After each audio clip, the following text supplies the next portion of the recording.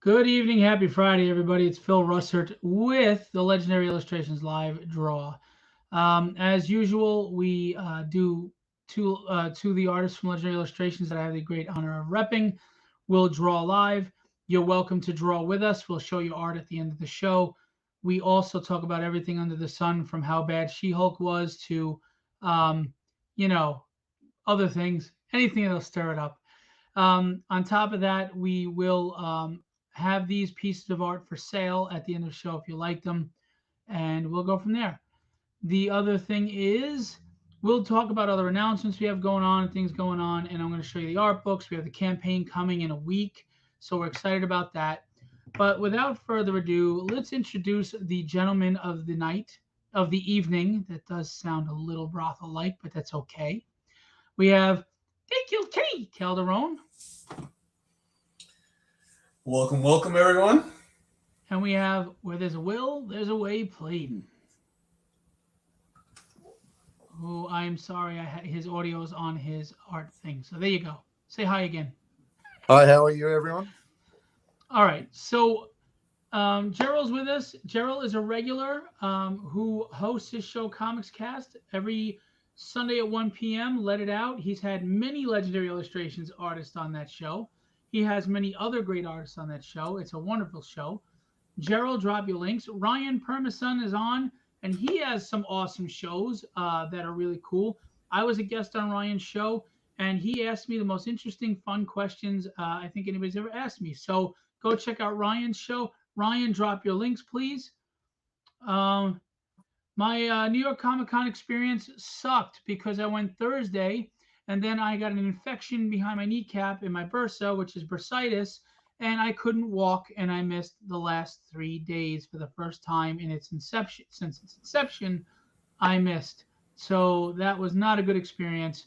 Luckily, though, I was with pain. I was able to start walking for my birthday, my 50th birthday, but it was not a good experience. Will and Kenny, look forward to having you on. I quote next year. Yes, and I quote. Yes. It's a fun show, and he asks you some cool questions there. Drop the links. There you go. Gerald and Ryan, some of the good live streamers that you will enjoy their shows if you come check them out. So tonight, we have a double header. They're both drawing the same character. Kenny and I and Will have an affection for this character. It is absolutely, if not our favorite, one of our favorites. For me, it's one of my favorites. Everybody knows Nightcrawler is my favorite.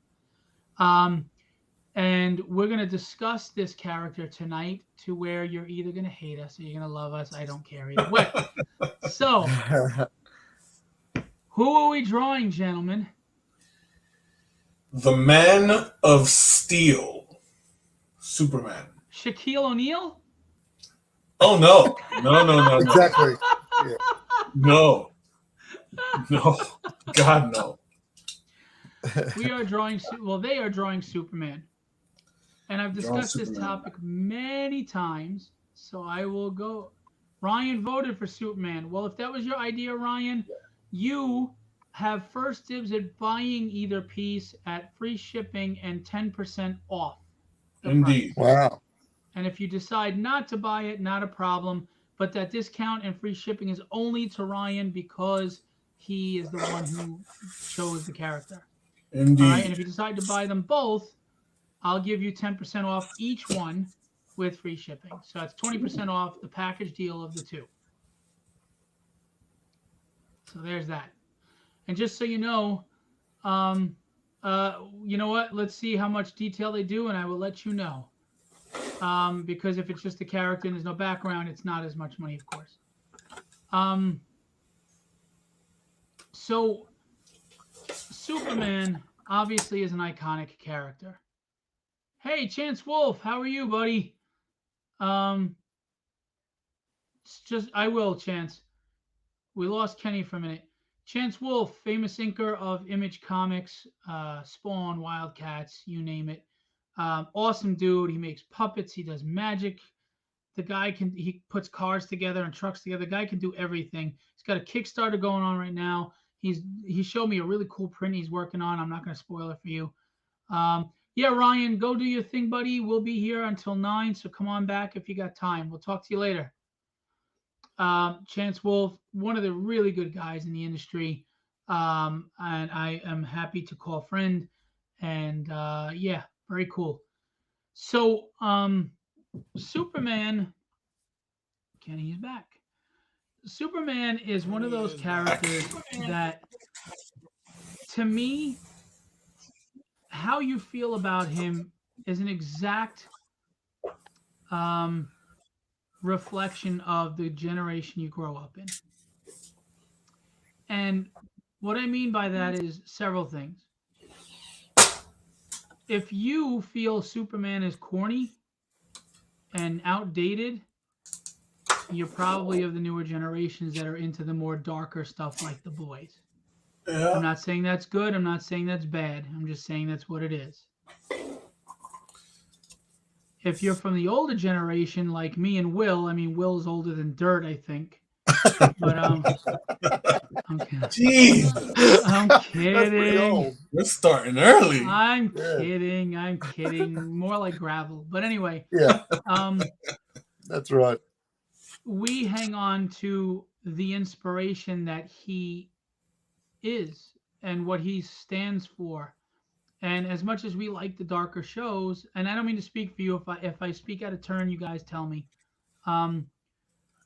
But I feel Superman is one of those characters you need to leave alone as far as trying to quote unquote update him into being human.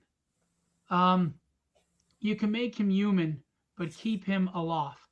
And what I mean by that is we have to have some untouchable heroes that continue and sustain that lofty aspiration that we all should strive to be: honorable, loyal, honest, humble, noble.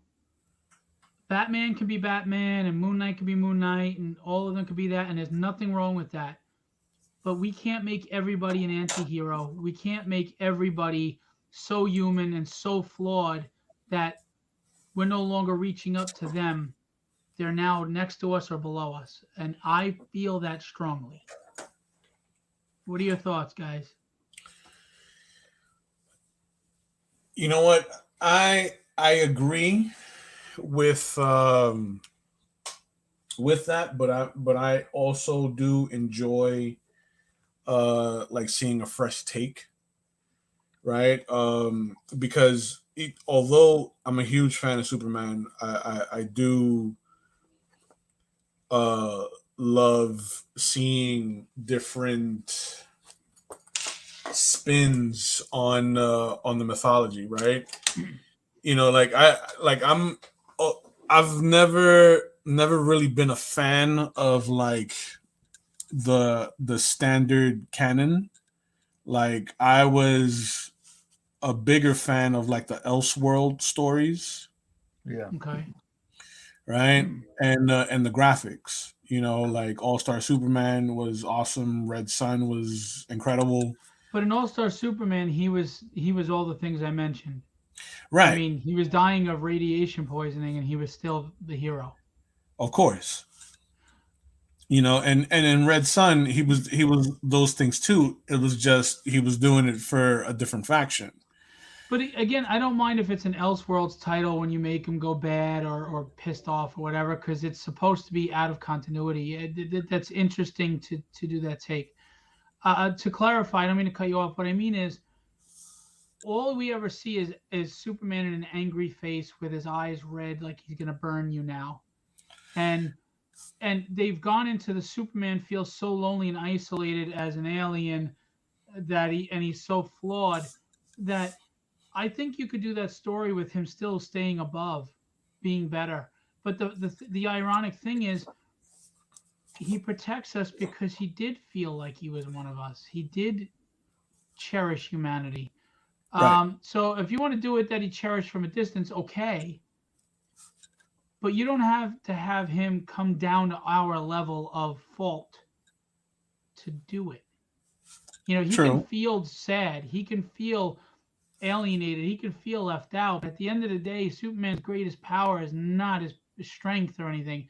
It's that he can do whatever the hell he wants with no consequences, and he And still does choose the not right to. thing.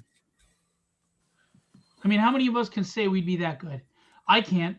I try to be a No. good person every day, but there are some people that, God darn it, if I could flick their fucking head off their shoulders, I don't know if I wouldn't.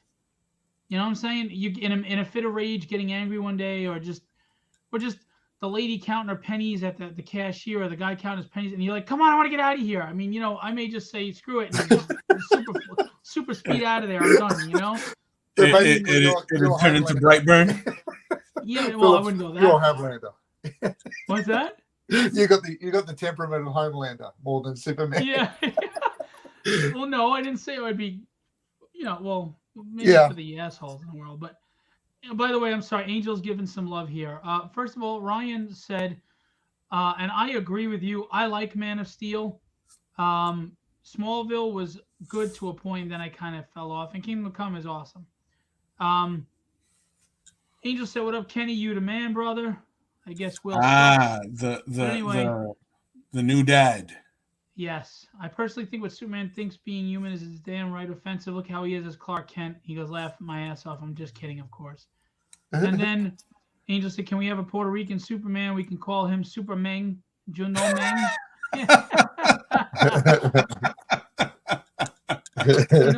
And I just, I don't know. I think we're in such a dark time in society that everything needs to reflect that. People want to commiserate. So when they see something happy or something aspirational, they want to bring it down to this level. They want to tear it down. It's what I have observed. Maybe I'm wrong, and I don't agree with that. I like both. I like dark. I mean, I have tragedy, right? But I don't think it should be everything, and I don't think every character should go that way. Well, I think that it's more so a product of just doing something different. I mean, considering that the last impression that we had on Superman was like Smallville, right? And then before that, it was the rom com series, Lois and Clark, and Right. before that, the Donner films. So I think that seeing a darker, more grounded Superman came by way of people not feeling that he was relatable. That you have this being with all this power, and like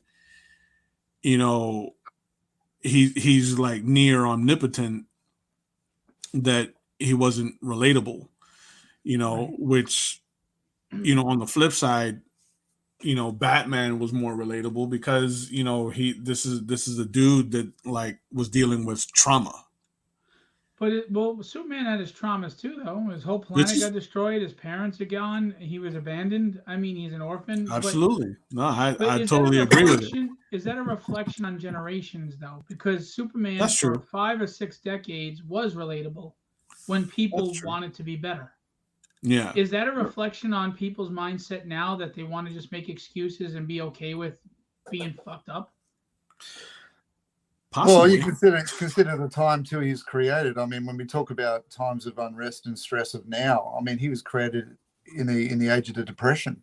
You know what I mean? It's a time when people were looking for that hope, and that idea about what we were as a society, and Right. even though he was from another planet, another place in time and an advanced culture, Right. he was he reflected Americana and he reflected values, and because he's raised by that farm environment, with Jonathan and Martha. So, I wonder if the cynicism of today is takes hold a little bit more than it maybe did back then. I don't know. Was it a more innocent time? And that's a very valid point that I agree with. I mean, we grew up where, and don't get me wrong, I look back at it now and it's corny as hell, like Happy Days. Yeah. It was wholesome, it was fun, and now you look back and you're like, what the hell is this? But are we also kind of a product of what is now? Yep. Because we love that stuff.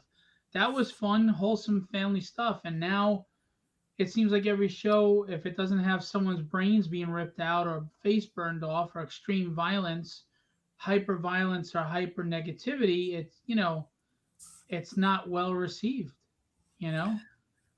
It's exposure too. I mean, what you're exposed to. I mean, I grew up in a time here in Australia where Billy Idol clips were banned on television because of the words he would say. Now, you can just stay up a certain hour and watch anything, or watch anything on the internet. So, perhaps our desensitization to things have caused people to have that, law of negative return, where they just constantly seek a greater amount of exposure to things. Where I grew up, my first exposure to Superman was, the comics, but it was watching the old George Reeves 50s Superman with Dad in the morning. Like, that was our time early in the morning to watch the black and whites on television. Told you, older than dirt. Yeah, older than dirt, man. But we, the land of the reruns is what I grew up in. Like, absolutely, it's not a culture anymore. And that's another difference in generations that I've noticed. We had, like, I watched, the Saturday morning cartoons of the 70s, 80s, Hanna-Barbera, and then Thundercats and all this stuff, right? Yep. But I also watched stuff from my parents' generation they had on TV. The Munsters, the Little Rascals, Addams Family, the Honeymooners, Star Trek, which was from the 60s. Gilligan's Island, all of those things. Yeah, and we also listened to their music, Frank Sinatra and Steppenwolf and whatever, so we were a generation that had one leg behind us and one leg where we were, and we were looking at what was coming forward. True. And I think we were the last generation to have that, because you talk to somebody now and they don't know older shows because they're not introduced to past entertainment where we enjoyed our parents' stuff and our stuff. I love the Little Rascals. It was friggin'. We watched that, and Tom and Jerry. Tom and Jerry was cartoons from the 60s. Yep. And the 50s. Like, look at that. Look at the Bugs Bunny stuff. That goes back to the 40s and 50s. I still watch those. They're great. Like, I love seeing the gangsters with the cigars and the guns. Like, you don't see that in cartoons anymore. Well, now, and that's another question. Now, in those generations, a lot of things went. Were out there that were acceptable that will not be acceptable today. Yeah. Is that good or bad? That they've said, what, we can't have Pepe Le Pew, he's too rapey, or Speedy Gonzalez is an insult to Mexican people. I mean, is that good or bad? Because were Mexican people actually suffering or harmed by this? I'm not saying they weren't. I'm not saying they are. I'm asking the question. Did society really, was it worse back then when we had all this harsher entertainment than it is now? Because it seems we're more at war now than we ever were then when we had the harder content. Yeah, it's hard to say. I mean, I think, like,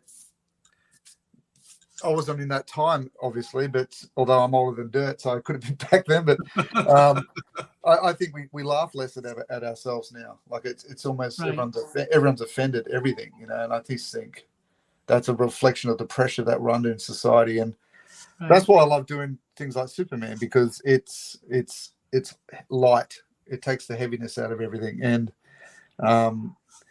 it feels good, It doesn't feel heavy. It doesn't feel it doesn't need to be dealing with the darkness of the world, because he's a symbol of hope and light. Yeah.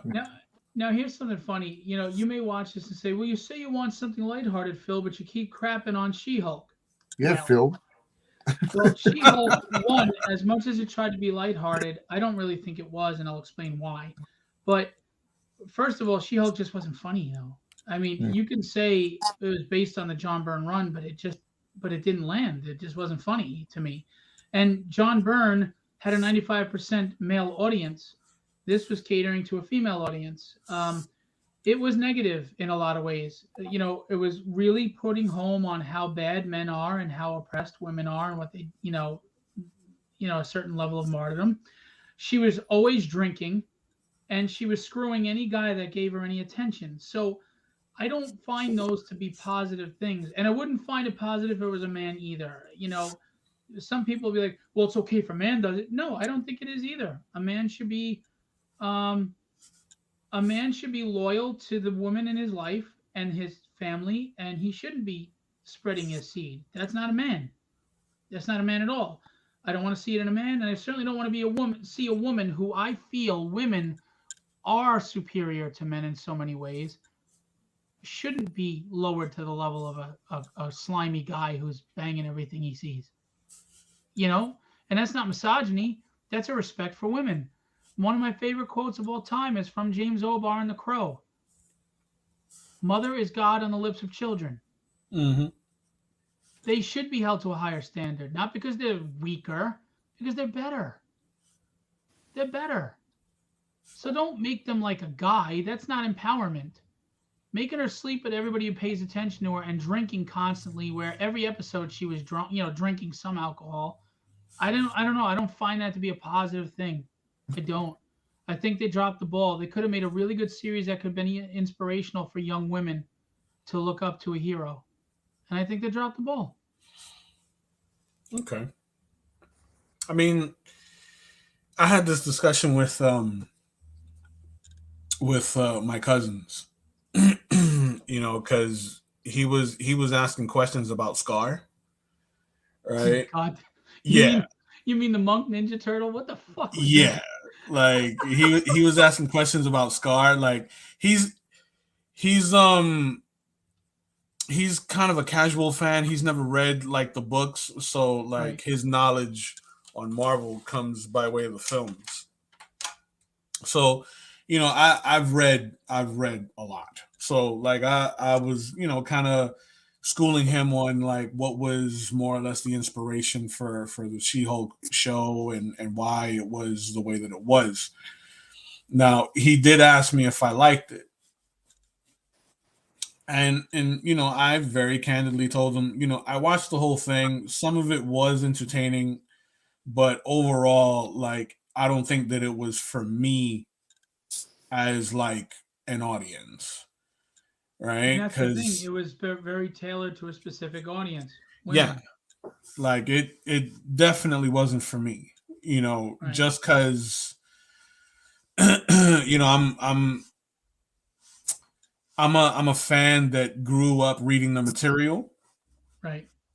Maybe not She-Hulk particularly, but as a fan, I grew up reading the material, so it's like when I see the announcement for like a new character or something, I get excited because it's like these were discussions that we used to have at the lunch table.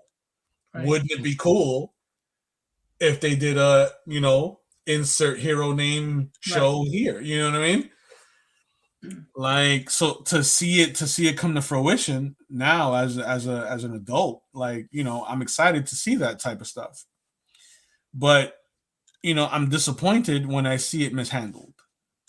See, that's the thing is when you have to build up a gender or a race by putting down the other, or if you have to dismiss what somebody else is going through to get your point across of what you're going through, I think you've missed.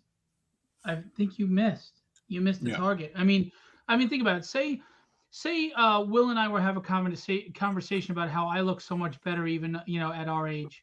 I mean, it happens all the time, Kenny. Yeah. I can't even tell you, honestly. Say we were having a conversation, and I'm telling Will about something that I'm going through. Right. And Will's response is, "Oh, you think you got it bad? I have to go through blah blah blah blah blah blah blah blah blah." Who the hell is receptive to that? Right. Nobody. When you have to compare who has it worse, and you act like a martyr and a victim, not only are you not a hero, but you've tuned out the other person because you've Mm-hmm. dismissed them. And what that show did was dismiss an entire gender, and it made the gender look like a bunch of jackasses. And if you want to get the point across to what women go through, there are a lot of women that go through stuff. I get it. That's nothing wrong with that. But when you do it at the expense of alienating the other gender, I think you're going to now tune people. People are going to tune out. They're not listening. I mean, my wife is a gorgeous woman. She's gorgeous. And she was like, this is a little over the top. I mean, I've had guys hit on me, but it's not this bad. And most guys are not like stalky, creepy bastards. They're just, they're trying to talk to you because they think you're pretty, okay, but you know, Mm. and my wife is 15 years younger than me, and she's gorgeous. She looks like a supermodel. You've all seen her. Yep. And she couldn't relate to what that whole speech in episode 1. She couldn't. She thought it was way too over the top, that it made men look really stupid. And this is my wife thinking for herself. You know. So I don't know. I just think if you want to get a point across, don't do it at the expense of someone else. Right. Because the truth of the matter is, men are better when there's a good woman in their life, period. I agree. And women are better when there's a good man in their life. Because you know what? When we complement each other, personality-wise, it's a good thing. 100%. And why aren't we focused on that? Why is there always this division? It's divisive. I have it worse than you. I'm a victim. I'm a martyr. You don't understand what I'm going through, or you're the oppressor, or you're an asshole. What are we doing? Who's going to listen to you and understand your trials and tribulations when you do that? Yeah. And who's a hero? No hero bitches like a martyr and a victim. Not Right. my world. You know, if you know what I mean? There's so many examples of movies that had strong men and women together. True. So, I'm sorry, John Kotsis, what's up, buddy? How are you? Drop any What's links up? you'd like. Izzy, what's going on? You're at Baltimore, right, Izzy? I'm going to see you there. And Robert, now I'm going to warn you before I show his comment. I haven't read it yet, and Robert is Robert.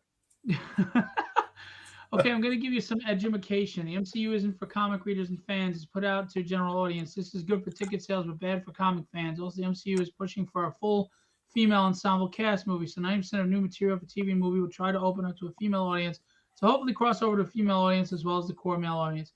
I agree, but they're alienating the core male audience when they do the crap they did in She-Hulk. I agree with what you're saying, and I understand, but it's like what they're alienating all the old time readers in comics to try to get new readers from watching the movies, but these people aren't coming and reading the books. True. The people who enjoy the movies are not reading the books. Why would you spend $5 on a book, one book, when you could spend $12 and get a whole library of movies? And movies takes a lot less thinking than reading a book. True. You know, I mean, honestly, their whole business model is collapsing around them, and they're not learning. Hey, Charles, thank you. Someone thinks I'm right. Oh, talk to my wife, but she never does. Robert's not done. Also, Hollywood's been making the male leads in comedy the ass of all the jokes for decades. I don't know for decades, but they certainly are. Well, Yeah, look at the Simpsons. You know, that's true.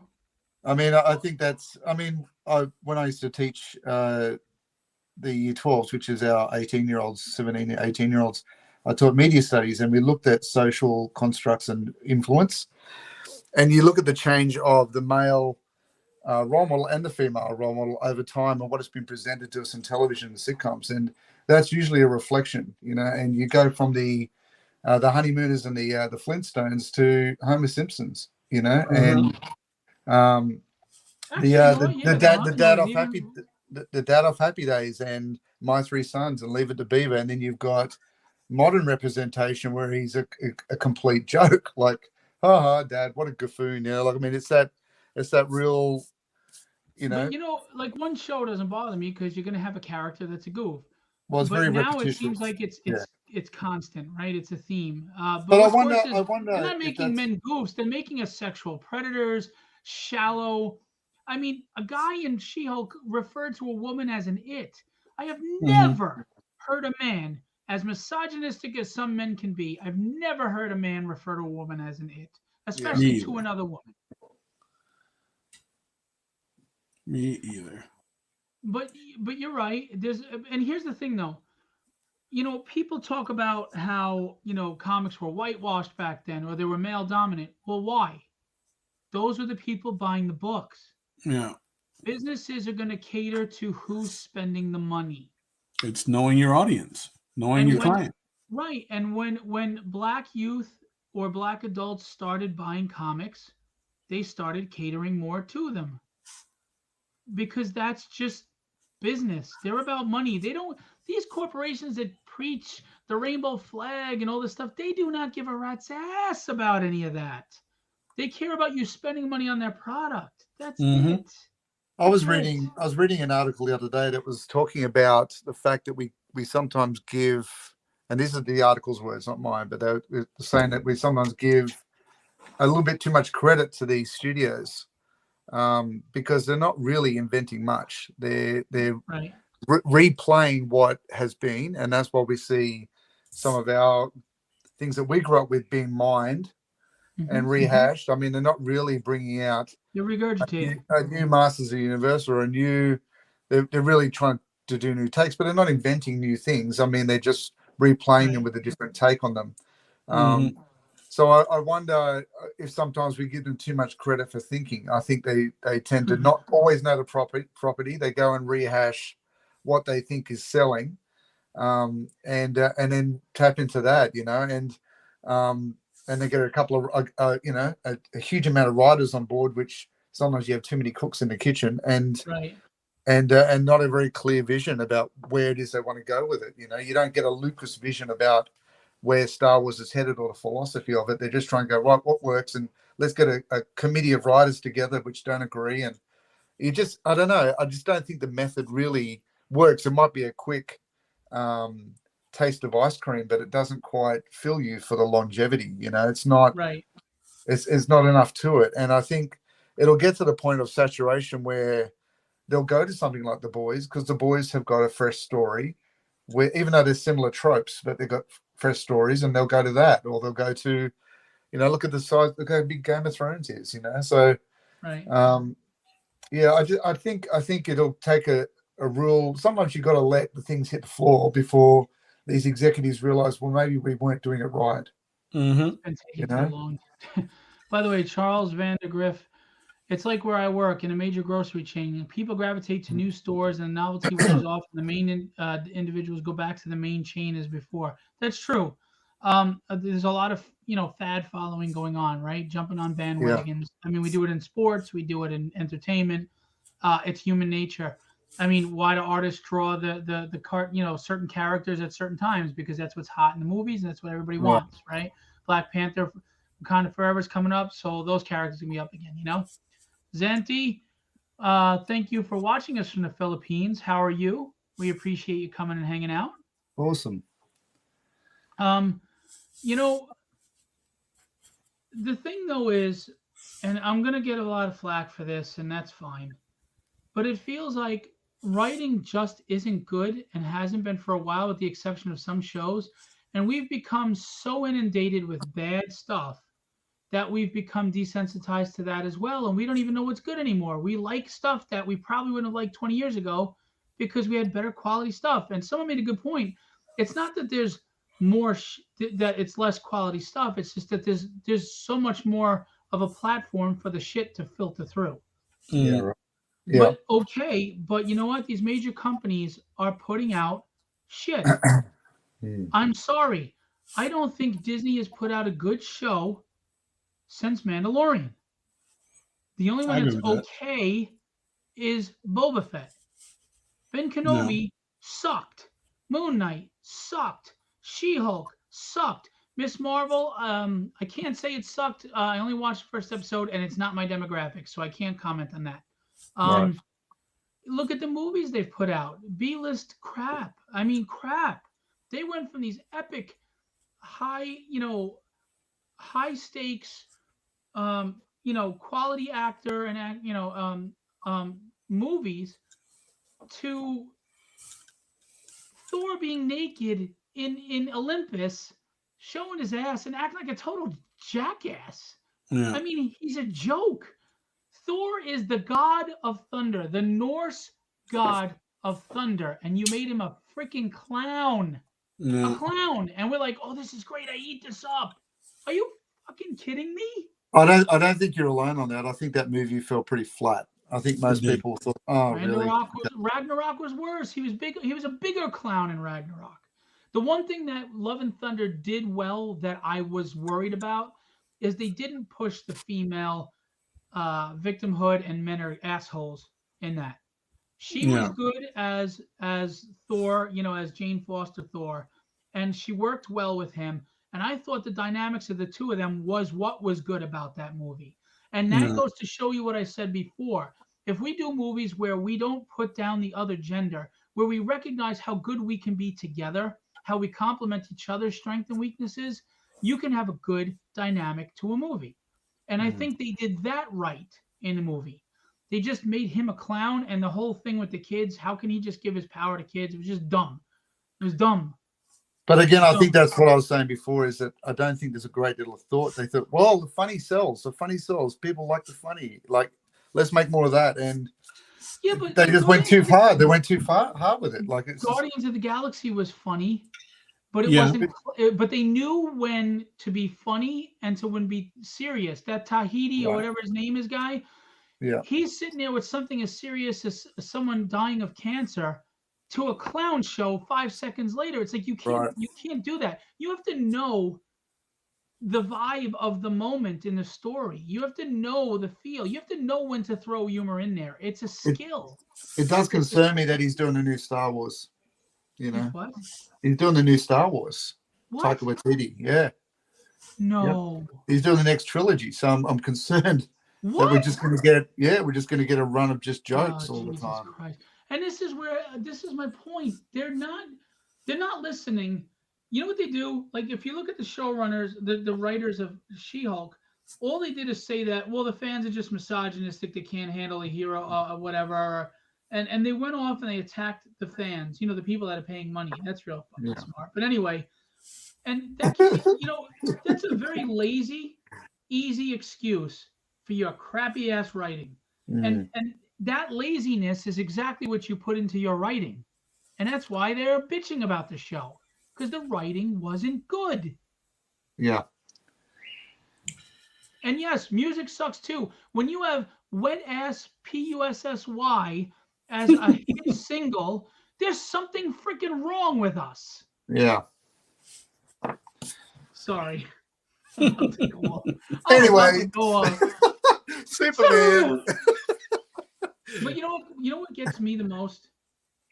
When people have the audacity to say in a civilized way why they didn't like a show, the people who did come at you.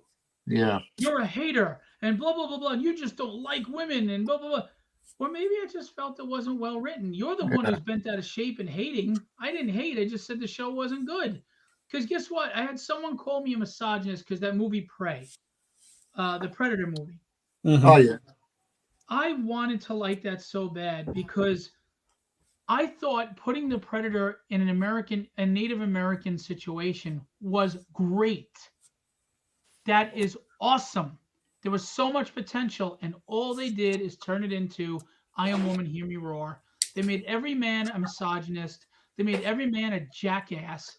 And 30 men can't beat this Predator. It beats a bear one-on-one. And this young girl of a small frame fights it one-on-one, doesn't get a scratch on her, despite getting body slammed, didn't break her spine, by the way. Doesn't get a scratch on her. Not only she beat this thing one-on-one, jumping 25 feet from a branch, which I don't know how that didn't hurt. It didn't even know she was there, but she beat it by knowing its tech better than it did.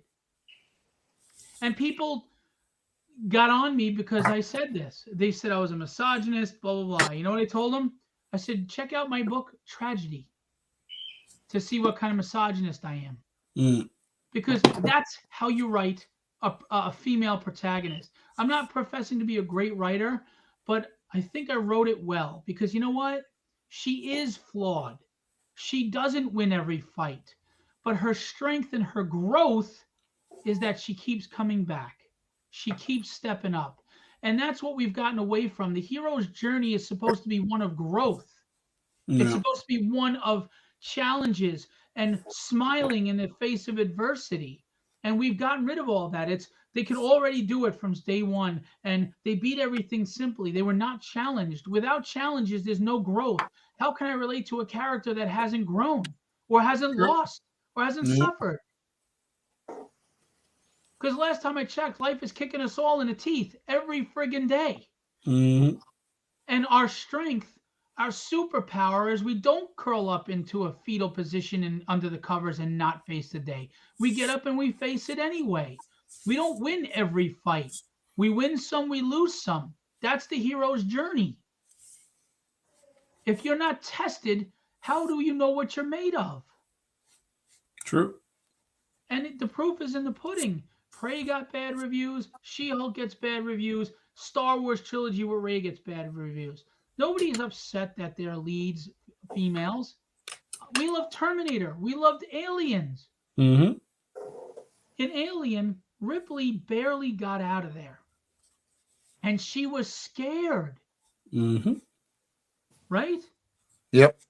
And if you think about it, the android would have killed her if not for being saved. But then she also was the one who survived the alien. So it wasn't cut and dry, oh, I can beat everything and nothing affects me. And then Aliens showed a progression in her character. She had been through so much and lost everything because she was in cryogenic freeze for so long. She had nothing left to live for. So she said, F it. I'm not living with these nightmares. I'm going to go face them. That was bravery. That was a hero's journey. Mm-hmm. And she was scared. And they say, well, she went in there and she beat the whole hive and blah, blah, blah, blah. She wasn't going to make it out of there if Bishop didn't get that ship down there. She barely survived. She was challenged. Mm-hmm. And Sarah Connor, she would have been dead in the first 5 seconds of that movie if Reese didn't show up. True. And then Reese injured and this is again a man and a woman complementing each other, working together, building off each other's strengths instead of putting the other one down. Reese blew that damn thing up and weakened it, and she finished it off. Mm-hmm. And then by Terminator 2, she had grown into a warrior. There was a progression. There was a hero's journey. She was challenged, and she was stuck in the mud, and she came out, dirty but alive. No. And those are female protagonists we love because we appreciate them. But making a woman superior in every way and she can't lose, I don't think any woman feels that's realistic. Because the last time I checked, the shit that women go through every month with pregnancy and then your reward is menopause, I'm willing to bet that women are like, yeah, our life is not that freaking rosy. No. Thanks, Charles. I appreciate that. He said tragedy is great and the artwork is brilliant. I don't know if you backed the last campaign, Charles, but I just sent the PDFs tonight. So let me know what you think. Hey, Rally. Rally, love the pictures, man, from Indonesia. It's gorgeous. I'd love to visit there someday. And look, I understand I'm on my soapbox right now, and I apologize. But as a writer, and I'm not going to say I'm some great writer, experienced writer. That's for the reader to decide. I do know this, though. If you know what my thoughts are on any political or socio-political or societal issue is, I have failed you as a writer. It's okay to use a current climate situation to tell a story, but let the reader decide for themselves. Don't force feed them your opinion of what you think is the right or wrong side of that story. People make that comparison. Oh, you complain about the social justice warriors, blah, blah, blah, blah. But what do you think Magneto and Professor X were? I'll tell you what they were. They were a reflection of the racism of the time. But nowhere did the writer tell you what they thought about it. They gave you a good story with on the basis of a real life situation. And there's nothing wrong with that. But when the writer starts telling you what you need to think about it because they think a certain way, they're now an activist. Mm-hmm. I don't want activists writing my entertainment. If I want an activist, I'll go to a freaking news channel because that's all they are now, too. You know, nobody wants to be preached or lectured to. If you're a smoker, and me as a nurse who's seen so many people die from it, come up to you and say, you really should quit smoking. It does this, this, this, and this. That person's going to light up and blow the smoke in my face. Mm. No one wants to be preached at, especially by some writer who doesn't know shit about life. Shit about shit. I mean, I'm a 50-year-old man, and I'm going to have some 27-year-old, person who hasn't, they still live in mommy's basement, is going to preach to me through a comic book. Go fuck yourself. Mm. And if you don't like me saying that, well, try to cancel me. That ain't going to happen. But it's just, it's ridiculous what entertainment has become. It's become a mouthpiece for people with an agenda or an activist point of view, and it's bullshit. Just give me a good story and shut the hell up. Yeah. Wow, we're gonna lose viewers now. see, my thing with She-Hulk, my gripe with She-Hulk was the bastardization of all the characters that appeared in She-Hulk. Oh, I know. The Wrecking Crew, Titania. The Wrecking Crew. That I think I'm more hurt about the Wrecking Crew over anybody else. Because I like the Wrecking Crew. Like I agree. They're like a fun group of like just ragtag villains. You know what I mean? That I love the Wrecking Crew up against the Hulk. I like the Wrecking Crew against Spider-Man. Like they're a fun group, and I hate the Avengers. Yeah, even the Avengers. You know what I mean? So to see that bullshit version of the Wrecking Crew in the show, that really like I was like, all right, I'm it's everything from this moment on. It's with a grain of salt. The highlight for me was the Daredevil episode, not the finale, just where she meets Daredevil. That was cool. And after that, it's just it wasn't for me. It wasn't for me. Even the therapy session, like the characters that appeared in that I'm like, like I read these characters, in the books, and to see the Taika formula in She-Hulk. The humor was dumb. It dumbed down. It didn't work. It didn't work. I mean, no, it was dumb. The argument was made in my discussion that I had with my cousins that it's the same formula in like the recent Thor movies and so on and so forth. But I'm like, but the formula, that same comedic formula was done better. Right. Same with the fourth wall break in Deadpool. It was more natural. The comedic formula was done better in Guardians of the Galaxy. But here's the other thing. The comedic form, two things about that. Not only the jokes were they dumbed down and insulting to the audience, in my opinion. It was, how dumb do you think? What am I, 5? But are you a comedy, or are you preaching about women's rights and how bad they have it? Which are you? Because both didn't work. And then when your humor is at the expense of men, it's like, I don't know.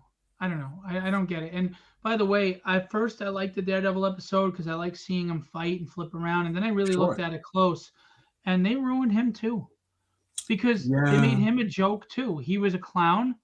The walk of shame. I mean, he could put his whole gear on, but he couldn't put his fucking boots on. The walk of shame was silly. They made him a male slut. And then on top of that, they slipped into comics, so they have to do it in the show, whatever. And then on top of that, You took this gritty, deep character and you made him just pow zap bam. Yeah. And here's another thing a lot of people didn't pick up on. He was threatened by a female hero, and he kept challenging her in a funny way. He was Hmm. poking jokes, but he was an insecure man that couldn't handle. You stay put, young lady. I'll handle this. Little lady, you sit back and let me handle this. Hmm. They made him a misogynist. Right. They ruined him too. And it's like, why is every guy in this story a jackass? Like the only guy that wasn't a bad guy were Daredevil and the lawyer friend. But what Yeah. did they do? They made Daredevil misogynistic, like I just said, and the lawyer friend was a moron that needed to get instructions by the female. She even said in the car, "Oh, he's Hmm. fine on his own." No, he's not. He can't do it himself. So they're patting him on the head like he's a little moron. It's Hmm. like every man in that show, every man was a negative stereotype of men.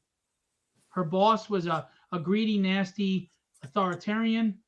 Every man was using her because they're like they were shallow, obnoxious. Hmm. The guy that was a polygamist who jumped out the window because he's immortal.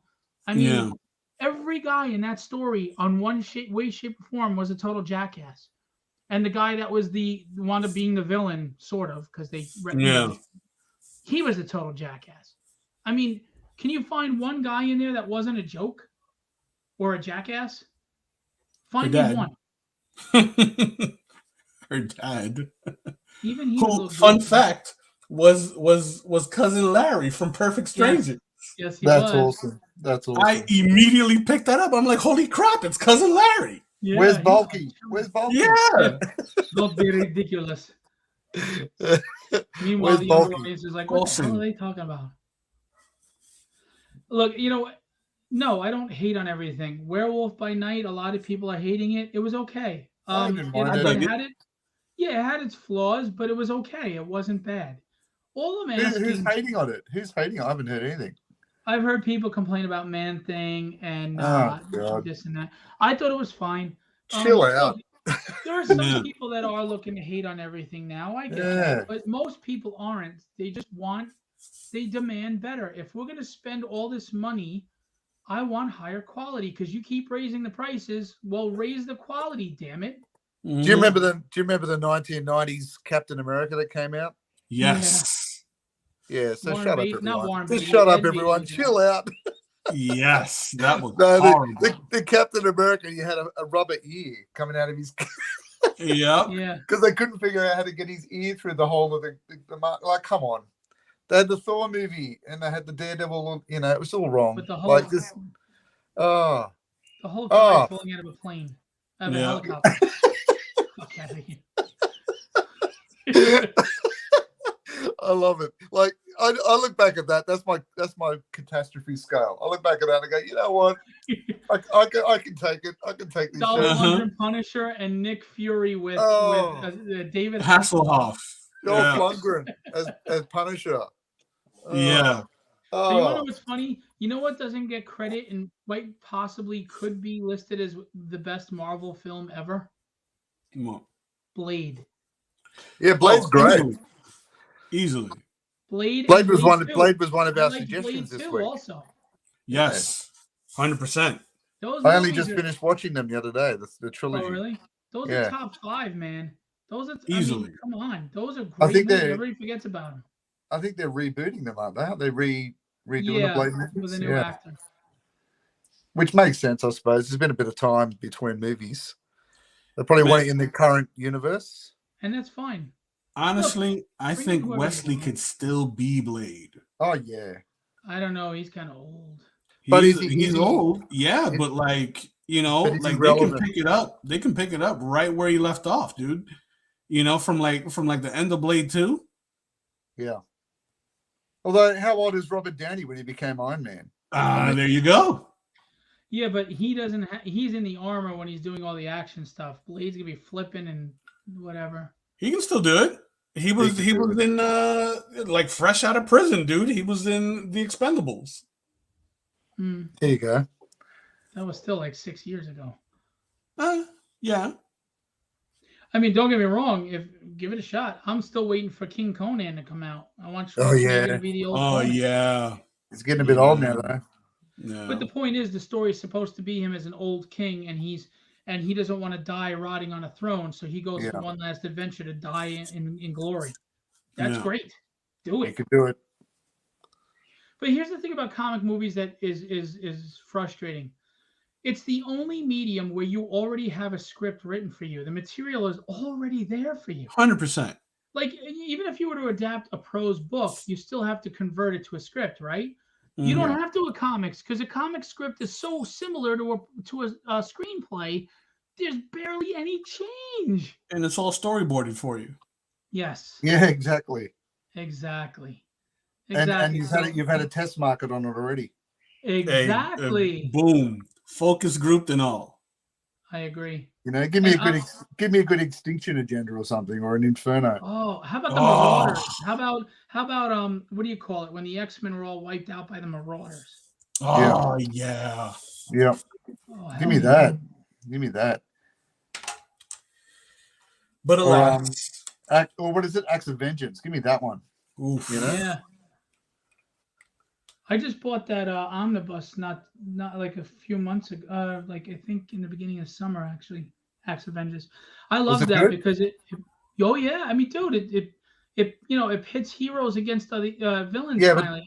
does it reread well? I haven't read it since the 90s. I mean, Mutant Massacre, that was it. I couldn't think of it. Thank you, Gerald. Mutant Massacre.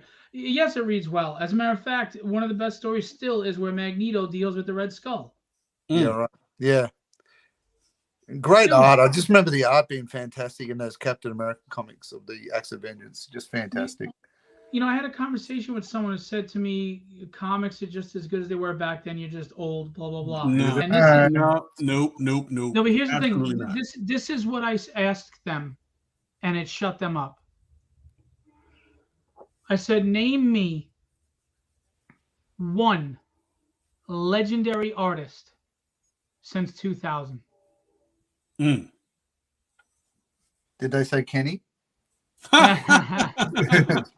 Yes, they did. Yes, they did. Seriously, No. if you said to me, name a legendary artist between the 60s, 70s, 80s, and 90s, there's hundreds. Well, Absolutely. look at it this way. Where are they mining their stories from? Are they mining them from now or then? Right. I mean, that Exactly. The that, that movies are just mining shows from you. then. Exactly. 80s. Walt Simonson is Thor Ragnarok. That movie is like Yeah. 4 of his plot points put together. True. Sean is here. What's up, Sean? He says, I agree about scripts for film and comics because I've written both for same stories. They are so similar. They are. You're providing the Yeah. description of the scene in the background, and you're providing the dialogue. It's very similar. Well, it's why you see comic artists jump from storyboarding for film and Right. commercials back to comics so easily because the skill sets are very similar. Mm-hmm. Agreed. Agreed. And so that's why it always baffles me. See, again, there are investors that don't know the material or the audience that go, nah, that's not going to work. That's not good. That's stupid. Change it. Make it this. Mm. Or you have shareholders that are like, no, we've got to hit this demographic, or we've got to diversify and blah blah blah. I'm all for representing everybody of the human race in stories. Abso-freaking-lutely. But serve the story first Mm-hmm. and let the dominoes fall where they lie where they lie. I mean, Bishop is one of my favorite characters. I love Sam Wilson Falcon. When they made Sam Wilson Captain America, I didn't mind that. It made sense to me because he teamed up with him for so many years. What I didn't like about it were two things. We had just got Cap back after he was allegedly dead, and Bucky was Cap for a while. So I was like, well, we just got Steve Rogers back. Could you wait on this? And the other is they had to turn it into a political statement. Mm-hmm. That was the problem. You couldn't just let Sam Wilson take over the reins, be a great hero, represent America, represent everything that's good in America. You had to make it a statement to show what's bad in America. Right. Now, some may say, well, what, you just want to dismiss and whitewash what happened to Black Americans. No, I'm not saying that. You can tell that story without alienating white people or America or making it look bad. You can tell that story in a positive way. How about the angle of we've overcome all that and now we embrace Sam Wilson as Captain America? Boom. You that's a positive message that unifies people but still acknowledges what they went through. Yeah. Am I wrong? Tell me I'm wrong. No, I agree. I agree with that. I mean, you're Latino, right? Yep. You're Puerto Rican. Correct? Yeah. So let me ask you something. Are you Puerto Rican or are you human? I'm a human being. Do you feel self-confident sometimes? Or self-doubt? Do you feel scared? Do you feel Absolutely. worried? Do you love? Do you hate? Do you battle with insecurities? Do you battle and struggle with life? All the above. Yep. Because you're human, right? Yep. So let me ask you something, and I'm being very serious about this. As long as those qualities are in a character, whether they're Puerto Rican, Chinese, or white, can you relate to it? Absolutely. So I'll never understand this. I can only relate if it's a black character because I'm black, or if you write an all black cast, but they are human and you write them well with human frailties and qualities and struggles, it doesn't matter. I don't feel alienated that they're black. I can relate to them. Mm-hmm. We're humans. It's a weird dichotomy to me to say racism needs to go away. We're all just humans at the end of the day. Oh, but by the way, we have to make this person black because only black people can relate to black people. No. What? You just contradicted what you just said. Mm-hmm. I don't understand that. Morgan Freeman said it best. Stop talking about it. Stop making it an issue. If someone says something racist, ignore them. They'll fade away. But the more you give it attention, the more you gave them a voice. Yeah. You empower people by reacting to them. When you get mad, if someone trolls you on Facebook, and I'm guilty of this, if someone trolls you on Facebook and you responded, they got you. Right? Yep. So if someone says something racist, let them fade away into the ether. They don't matter. Their words aren't affecting your life unless you allow it.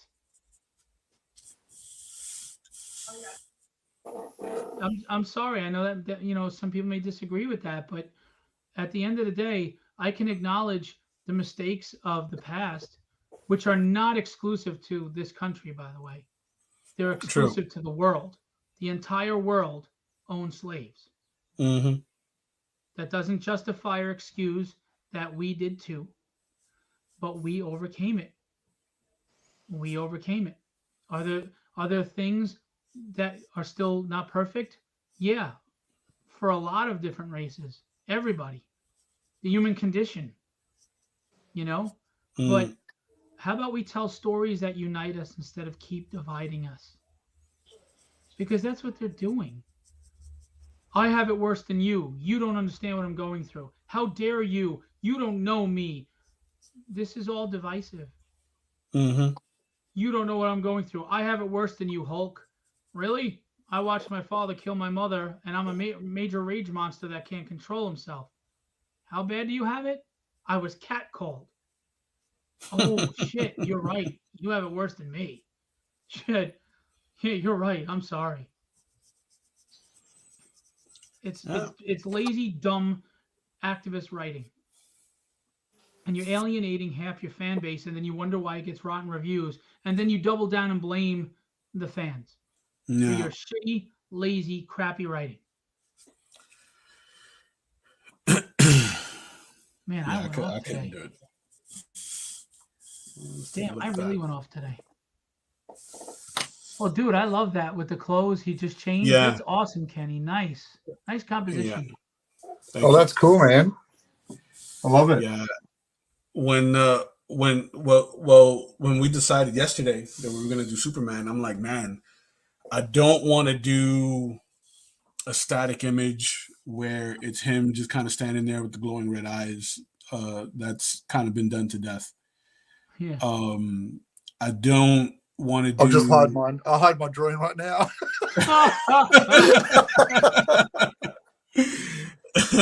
No, just because everyone wants to Yeah. follow like that new 52 version of Superman where like he was kind of a douchebag, Yeah, he right? was angry all the time, and yeah, And although I did like the design of that suit, I just you didn't like getting like, rid of the underwear. yeah, I just didn't like the his personality, right? Right. I Right. did like that he was in a relationship with Wonder Woman. That was cool. Just something refreshing to see. Yeah. I just didn't dig the his personality. I thought, like Superman wouldn't be that much of a douche. Like like he came Superman's a off as space like the nugget. jock in Super a douche. high school, right? Yeah. Like the star quarterback that's like unaffected by stuff because he's the popular kid. Yeah. Yeah. Yeah, I didn't mind the suit change. I mean, I like the tight, the old underwear, but I didn't mind the new look either. I thought No, both were fine because to me, what's important is the symbol, sure. you know. But yeah, I agree with you. Let's let me see. I'm gonna go over to Kenny. Wills now because he said that. The exposure. Oh, nice. That's George Reeves, yeah. No, I'm going for a Flesher era Superman. Oh, So I I'm going love with those the cartoons. Dude, the the old, animation in those was insane. The yeah. old So school rotoscope, you can't go dude, wrong. love it. But Gorgeous. when we announced we are going to do Superman, I immediately freaked out. Oof. I was like, oh my god, how am I going to do Oh, this? by the way, I was reprimanded by my mother tonight. Oh, Because we didn't do Thanos. So you saw that. Okay, I didn't see her say this because I've said it. I've recommended it like several weeks in a row, and I just don't want to do it. I think it would I do thought well. It would about it. sell well. I thought about it. It was between Superman, the Thanos, and Bishop. I got a recommendation for a Bishop. Yeah, I saw that. I thought that's what you were gonna pick. we You haven't know, really done many villains. We this tend to is do the true. heroes a lot. Yeah. This is true. I mean, I did a Doom a few weeks ago, Right. but man, I really considered doing the Thanos. I may just do Thanos for Baltimore. Well, you know what you should do? One of you should do Thanos. One should do Darkseid, Ooh, I like it. Bags Dark Side. and make it where I you can like put it. them together like they're fighting. I dig that. I dig that. I may just do a Thanos at Baltimore so you can take it home to your mom. There you go. That's very kind of you, but she's saying it because she thinks you could sell it well. Hey I Ryan, mean, my mother wants to see you guys succeed.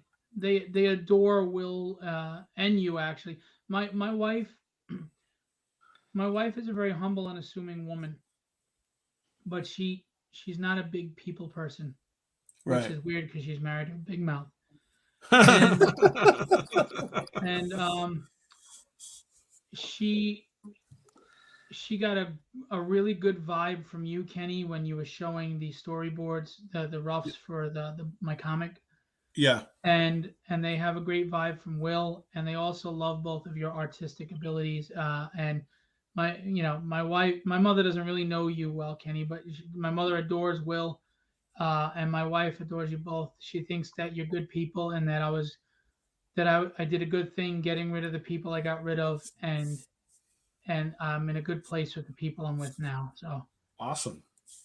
Awesome. Not yeah, like, well, we've had this discussion. I'm very big on vibes yeah, and like just in the first 10 minutes of talking to somebody, like I can tell like me too. how far that relationship is going to go.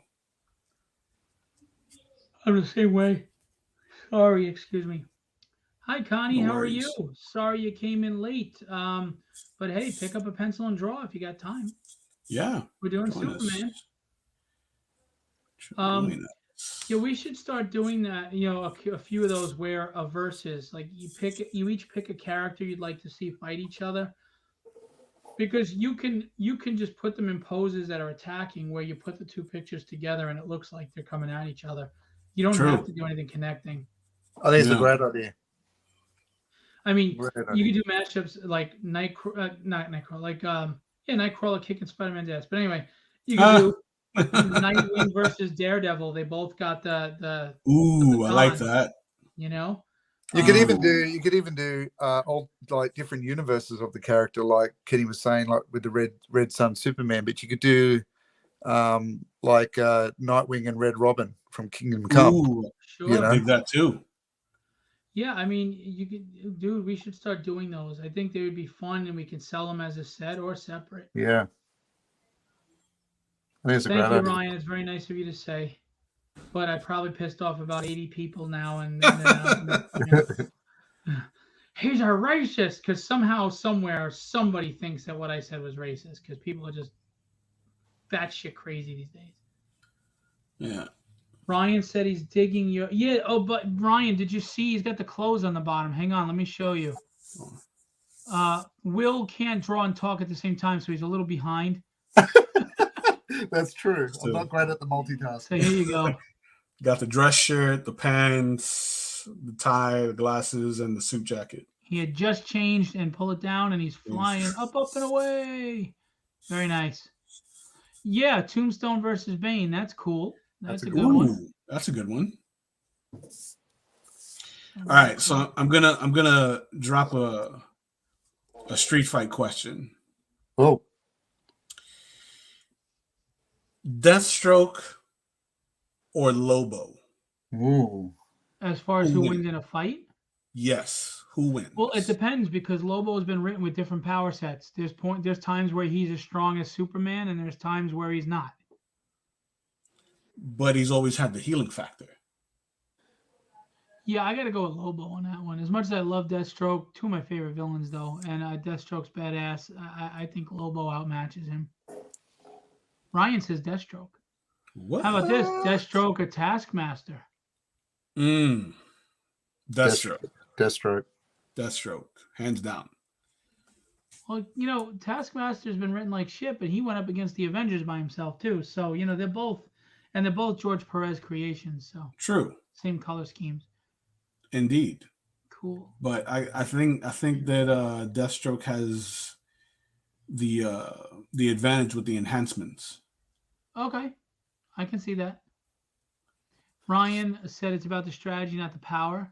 And Sean said Omega Red versus Steel. That's interesting. Omega Red versus Steel? Omega That's Red. interesting. I gotta say Omega Red. Omega Red, hands down. He'll crack that thing open and siphon his life. Yeah. How about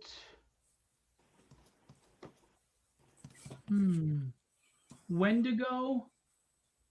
No, or Solomon Grundy? Ooh. I'd have to say Grundy because he's undead. So That is Wendigo. a tough one. But Wendigo is He's also undead supernatural. also. Is he? Yeah. Yes, he is. Listen, I know Solomon he's Grundy is if you took the supernatural. Hulk and mixed him with Wendigo. Yeah, right. That's a tough one.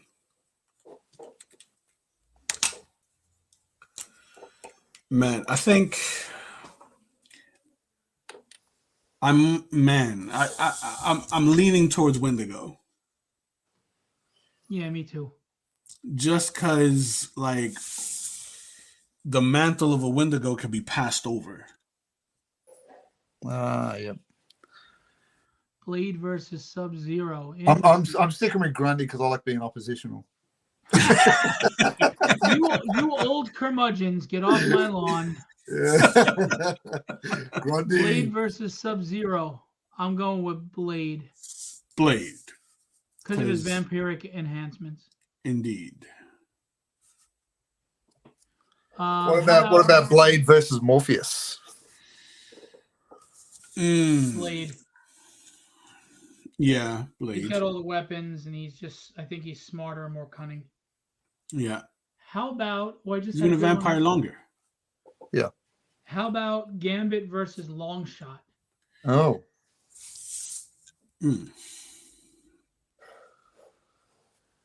I'm gonna go with long shot because of the luck power. The luck, yeah. Because he's as good a fighter and agility as Gambit, but his luck, I think, is the That's a couple of characters they've done nothing with in the MCU, like in terms of movies, isn't right. it? Yeah, and I mean, especially with Gambit. Gambit, that was like a weak outing in Right. the Wolverine movie. Connie said Enchantress versus Scarlet Witch. Oh yeah. Scarlet Witch. Yeah, I would have thought Enchantress, but they've made Scarlet Witch very powerful now, so I think I'll go with Scarlet Witch. Yeah, I mean, Ooh. Go ahead. with House of M, her reality bending abilities. Right. That's pretty top tier. Well, she deleted everyone. Yeah. By the way, I'm going to get to the other verses people are saying in the chat in a second, but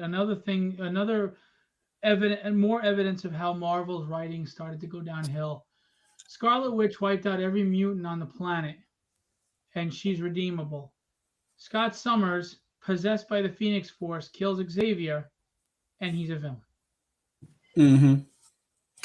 That's because Scott has always had a little bit of hate for being the goody-goody, for being teacher's pet. Well, all I know is, I don't know. Whatever. I'm not going to ruin that, man. Marv from Sin City versus Bane. Who? Marv from Sin City versus Bane. That's a good right. Yeah. Oh, Bane, dude. Well, because of the Venom. If he didn't have the Venom, I don't know. Although Bane is a better strategist, so I'd have to go with Bane. Is definitely a better strategist. Marv is he's too much of a loose cannon. Robert is just a good brawler. And Robert is just wrong. Dead Queen Elizabeth versus Phil. Get off my lawn, Philip. Ryan says Thanos versus Galactus. Galactus. All day. Lady Death versus Scarlet Witch. Scarlet Witch. Well, the thing is, I don't know what Lady Death's supernatural abilities are, but as far as fighting, it would be Lady Death. It depends on how much she can handle the magic from Scarlet Witch. And here's an old-time classic, and this is tough for me, and I'm going to tell you why. Superman versus Hulk. Now, here's the thing. Those are two of my favorite characters of all time. Superman's who I want to be. The Hulk is who I relate to. Because I anger issues that I used to have and I'm still working on. But the thing is, there's no limit to the Hulk's strength. And he has the healing factor. The angrier he gets, the stronger he gets. And he's already dealt with Superman level people in the MCU. So people are going to disagree with me. I got to say the Hulk. Because his strength limit, there's no limit. Well, if you throw him into the sun, it's a problem. Yeah. See, I gotta go with Superman on that one. This is like we've had heated discussions in the comic shop about this, right? Because I'm diehard Superman, right? But even when you break down the logistics, sure, Hulk's anger, as he gets angrier, he gets more powerful, right? But he's a rage monster. He's not thinking clearly. Superman literally holds himself back. So was Doomsday, though. True. Doomsday was the DC's version of the Hulk. That's what they did so they could kill Superman. True. Supergirl versus Wonder Woman. I'm going to go and say Supergirl is more powerful, but Wonder Woman's the better fighter, and she's just grittier and she's dirtier, and I think she'll beat Supergirl. Wonder Woman hands down because Kryptonians are susceptible to magic. Yeah. The Shadow versus Batman. Batman. Just he has more gadgets, and I think he's a better fighter. What about Owlman versus Daredevil? Ooh. Owlman. Owlman's smarter. Yeah. Daredevil's the better fighter. Yeah. That would depend on the scenario, I think. If there's preparation time, it would be Owlman. If it's just meet up in a street, I think Daredevil. Or like getting coffee, like, hey, let's fight. Or Owlman's there and he goes, "Get off my lawn!" And Daredevil's like, "I was just walking by," and they get into a fight. That's my jam donut. That's my jelly donut. Yeah, I was second in Ryan line. said Daredevil. Daredevil or Nightwing? I'd have to say Nightwing. I have to say Daredevil, even though I like Nightwing more. He's one of my favorites. Is that the bat training? I don't know. Yeah, You can be trained by the best. That doesn't mean you're Batman's. He's not Batman's equal though. True. Where I think Daredevil is. And Well, would Daredevil beat Batman? Would Daredevil beat Batman? That's the thing. I don't think he would. No, not with all the martial arts training that Batman's had. You know what? I don't think it would be based on the martial arts though. I think it would be on the strength of like Batman, like realizing, like his ability to think on the fly, right? Yeah.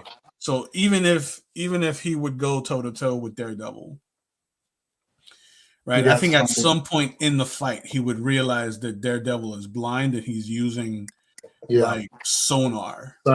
Yeah. And he would exploit that. Yeah. Okay. It's kind of like that fight with Daredevil versus Punisher, right? And like Punisher realizes that Daredevil is blind, so and he's using his hearing, right, to I guess like outfight Frank, and Frank uses a dog whistle. Right. Yeah, that's right. By the way, just real quick, Ryan said, "Will, not rushing the art, I see. I dig it." That's because he's painting it. Yeah. It's a painting. It's not a drawing. It's a painting. Connie, Morpheus Sandman versus Thanos. Morpheus. Hands down. I don't know Morpheus to say, but I would imagine probably. Because he's versus the Punisher. Yeah, he's otherworldly. Who versus Punisher? The comedian versus the Punisher. That's interesting. That's an interesting one. Yeah, pulling some good ones out, guys. That is an interesting one. Man, I think Punisher, just because of his like tenacity.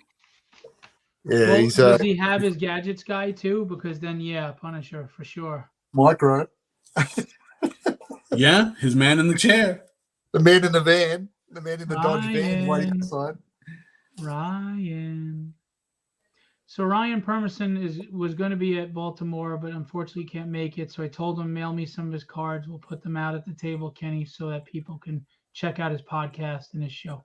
Very cool. I'm with that. So, he just made mention of it, and I wanted to show him that I have them right here, and they're ready to go. And sweet. We're good. Phil, I'm bringing our sketch cards. Nice. Yeah, I'll be bringing the 3 that I have left from you. The official legendary sketch cards. Very sweet. So we're gonna have a ton of art there. It's gonna be Alex Sarabia, Gary Girout, and Kenny Calderon, guys. Will said he's too good for the show, so he's not coming. Yeah, that's it. That's the reason I'm going with. Actually, Will said the problem is it's pudding day, and that's. You said you weren't going to bring that up. You said you weren't going to bring that up. It was in my contract. That's why Will has that beard, because he likes to save a little for later. That's why I don't do body shots. You can't miss out on the pudding, dog. Sad thing is, you're not that far from the truth. That's a sad tragedy of it all. That is tragic. Ryan asked, will The Devil is in the Details be available in print for those who can't back the Kickstarter? That is my prose book. I will have it print on demand at some point once the Kickstarter gives me the money to get it printed. V for Vendetta versus Batman. Batman, dude. I don't know, that guy can fight. Because V, although he's a great fighter, and he's also smart. Yeah, very smart, like tactician. But Batman has gadgets. Yeah, Batman's got gadgets and he's got resources. Who's the better billionaire? Tony Stark or Bruce Wayne? Oh, Bruce. Yeah. Well, Tony knows how to have fun at least. Bruce Tony's is all got broody and vices. shit. And Batman doesn't? Well, Bruce has doesn't. fun, but Bruce has fun, but it's not real. Yeah. It's all an Fake. act. It's all Right. like, yeah. And Tony's got a drinking problem. How about the Shadow versus V? He overcame that. Damn it. Talk to David Michelini. Tony is fun, but he's messed up. Listen, I'm calling it how I see it, you know. How about the Shadow versus V? I go with V. The Shadow versus V. Okay. Yeah. I would go with V. On that one. Will is. I love when Will laughs. Oh, man. Green Arrow versus Gambit. I'm going with Gambit. Yeah. What about Green Arrow versus Hawkeye? Oh man, does he have the boxing glove arrow or not? yeah, there you go. Now that one's kind of a tough one because, you know, I mean, I guess depending on which Green Arrow we're talking. I say a draw, but I hear where you're coming from. You know, because depending on who's writing, you know, Green Arrow would have an advantage over Hawkeye. But the same could be said about Hawkeye, again, depending on who's writing. Well, it depends on which one. Is it because both had times where they were arrogant characters. True. Both had times where they were angry characters, and both True. had times where they were a little more grounded. Yeah. So Ryan's changing the goalpost here. He said, favorite scary movie and why? The Thing by John Carpenter and Halloween 1978 by John Carpenter. Those are the best horror films I've ever seen. Thing, I reckon. I gotta go with Evil Dead. Ooh. Okay. The very first one. Why? Why? Because I think like when I initially saw that film, it really like scared me to my core, right? Because there's this scene in the movie where the first girl gets possessed and they don't know what to do, right? They're scrambling around the cabin trying to figure out what to do with the girl. The girl's sitting in the chair, she's blue and her eyes are all white, and she's sitting there going like doing the weird head tilt. This and that is Grandma after dinner. It really like unsettled me. You know what? I found the scene in that show with the mother that was in the basement and she's just singing. Ooh, yeah. That's pretty creepy when she's sitting there singing that Mockingbird song. Yeah. Just to lure them in. You know what? The Thing from start to end, not only is it creepy, not only does it have scares and monsters and jumps, but it's so suspenseful. Yeah. And that's one of the best endings. Here's my question to you, Phil. I mean, at the end of that film, when I can't think of the actor's name, he comes back onto. What's his name? Kurt I Russell? love his. No, not Kurt. That guy. I love this actor. Great voice, incredible voice, and he comes back to the camp. There's a bit of discussion whether he is the Thing. Right. You don't know. Well, you don't know which one of them. Maybe. Well, he doesn't have any. Yeah, Keith David. Thank you, Connie. Keith David. He doesn't have any breath. He doesn't have any breath. There's no fog breath coming out of his mouth. So people are saying that he is the Thing. Oh, I never noticed the breath. Shit. Yeah. I never noticed the breath. There you go. Now you're gonna have to go watch it again for Halloween. Yeah, I got it. I don't think my wife has ever seen it. I just show it to her. Oh, that'll destroy her. Oh, nice. It's a great movie. It's one of my favorite. My horrors. wife is so cool. How cool is she? I'll tell you how cool she is. She doesn't watch chick flicks, and I don't need to watch chick flicks. She watches Avengers and Predator and The Thing, and she went to see Halloween Ends with me, and Did you like she it? watches good movies. Did you like Halloween Ends? I did. I know a lot of people didn't, but here's the thing, and I won't ruin it for anybody. No, I haven't seen it yet. Here's the thing. The second one, people were upset because it was more violent, where he was just out and out in front of everybody and fighting everybody, and it was like that he's supposed to be the sneaky, creepy stalker guy. He For took sure. so much punishment in that movie, though, with gunshots and stabs and beatings, Yeah. that if they just did the same thing in the next movie, it would have been a boring, ridiculous enough already. Right. They went a different route with this story, and I felt it worked. I felt it Okay. made sense, and I felt they did the right thing with the new plot. If they did something else that would have been more cliche, it would have fell flat on its face, but they didn't. And I thought it worked. Um, but that's just me. Because how many Halloween films can we see the same old thing? Yeah. And I'm sorry, but Kung Fu Fighting Michael Myers really wasn't for me. Like I didn't mind that movie, but he beats up 12 firefighters. Come on. I mean, so Connie said Halloween Ends is good if you don't see it as a Halloween franchise. Don't think it's satisfying as end of the trilogy.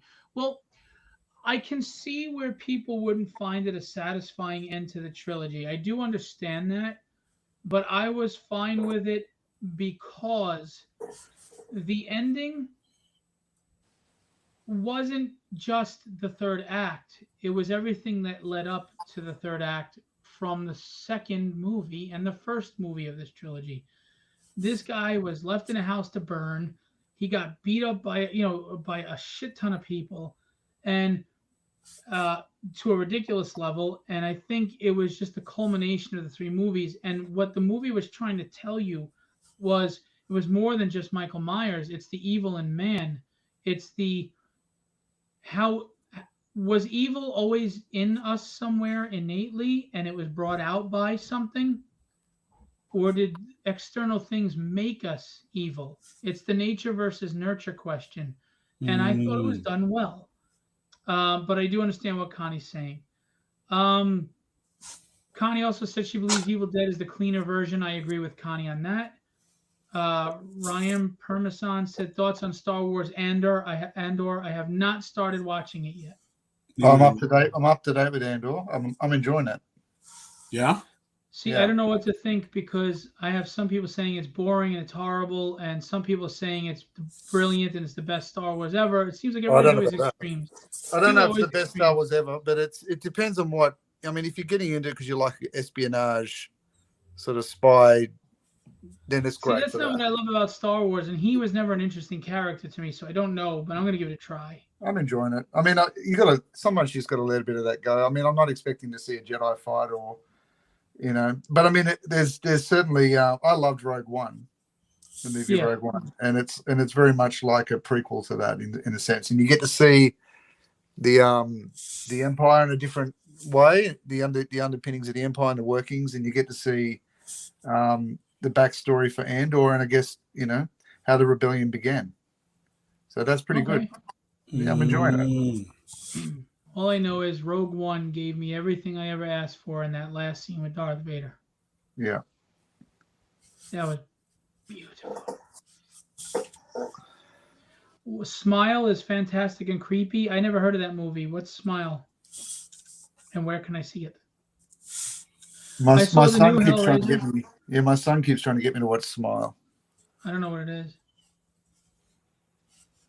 Ryan says Rogue One is fantastic. I watched the new Hellraiser. Oh yeah, I didn't think much of it. I heard that was pretty decent. It wasn't bad, but it wasn't great either. And I think the Yeah. biggest problem with it was the protagonist wasn't a likable person, at least until the very end. And you know what? That's what I heard. I heard that like you're rooting for Pinhead to like kill everyone. Oh, Here's I another always thing. root for the bad guys in those slasher movies. Here's another thing. I didn't care that they made the Cenobites all females. That's fine. Right. But I did think that they weren't as scary as the original Cenobites. One, because their costumes were all white, and even though they were like weird, except for that one Cenobite, it was really fucking creepy. I think they look better with the black on. The Cenobites in this were done in more of an angelic way. Right. They were Yeah. like the antithesis of angels, but yet like angels. They were angelic. Right. So they weren't scary. They were majestic. Gotcha. And I don't, except for one Cenobite. There was one Cenobite that was not majestic. That thing was fucking disgusting and creepy. But So I just felt the Cenobites fell short a bit, and again, not because of gender, but because of their portrayal of being more angelic. Well, there was a female Cenobite in the other Hellraisers. No. Yeah, I don't care that they were all female. I don't give a shit. I just didn't think they were creepy. I thought they were majestic. Yeah, I didn't like the white. I thought I mean, when you go to the Clive Barker ones, the original ones, I like the real black sort of costumes. I think they work well. Yeah, they felt like a German metal band. Yeah. Yes. I want that T-shirt. Yeah, du hast. Du hast. Du hast. Du hast. Next year on Eurovision. Yeah. Touring with Manowar. And that's the thing is, it also, like when he goes, "We'll tear your soul apart." Yeah. Like, there was nothing like that in here. She was just very chill and calm and like, "You're going to do this because we'll give you your life's desire."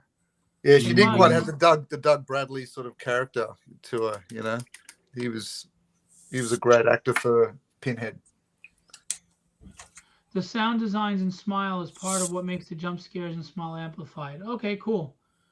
What's it about without ruining it? And Ryan said, "Thank you, Kenny, for signing up to be on the show next year." Whew. My pleasure. Raphael said, "Smile is a horror movie. I think it's an entity that goes from body to body trying to kill the person that sees it." Oh, okay. There you go. Thank you. I'll check it out. So what else is content? Do you guys watch Lock and Key? I have not. No. I started to watch it. I didn't finish it. First season's good. Second season starts off kind of, and then it picks up by mid-season, and that's where I'm at towards the end right now. Smile is a contagion transmitted by witnessing trauma. Okay. Ooh. All right. Thank you. Favorite graphic novel and why? Ooh, so many. That's tough. So many. Just one? Or can we do a couple? Top 5. Top 5. Well, I'll tell you what it'll be in April. It'll be Tragedy. No bias. Yeah. You go first, Philip. I don't know. I mean, is Kingdom Come considered a graphic novel? That was a series, right? Yeah. I mean, Does Kingdom Come? Watchmen's great, but I think it is a little overrated. I did love Kingdom Come. I really enjoyed that. If that's considered a graphic novel. Let's just say it is. Yeah.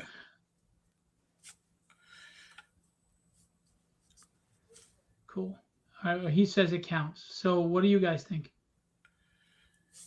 What about you, Will? I definitely think Kingdom Come's right up there for me. I like Black Sad. I mean, that's one of my favorites.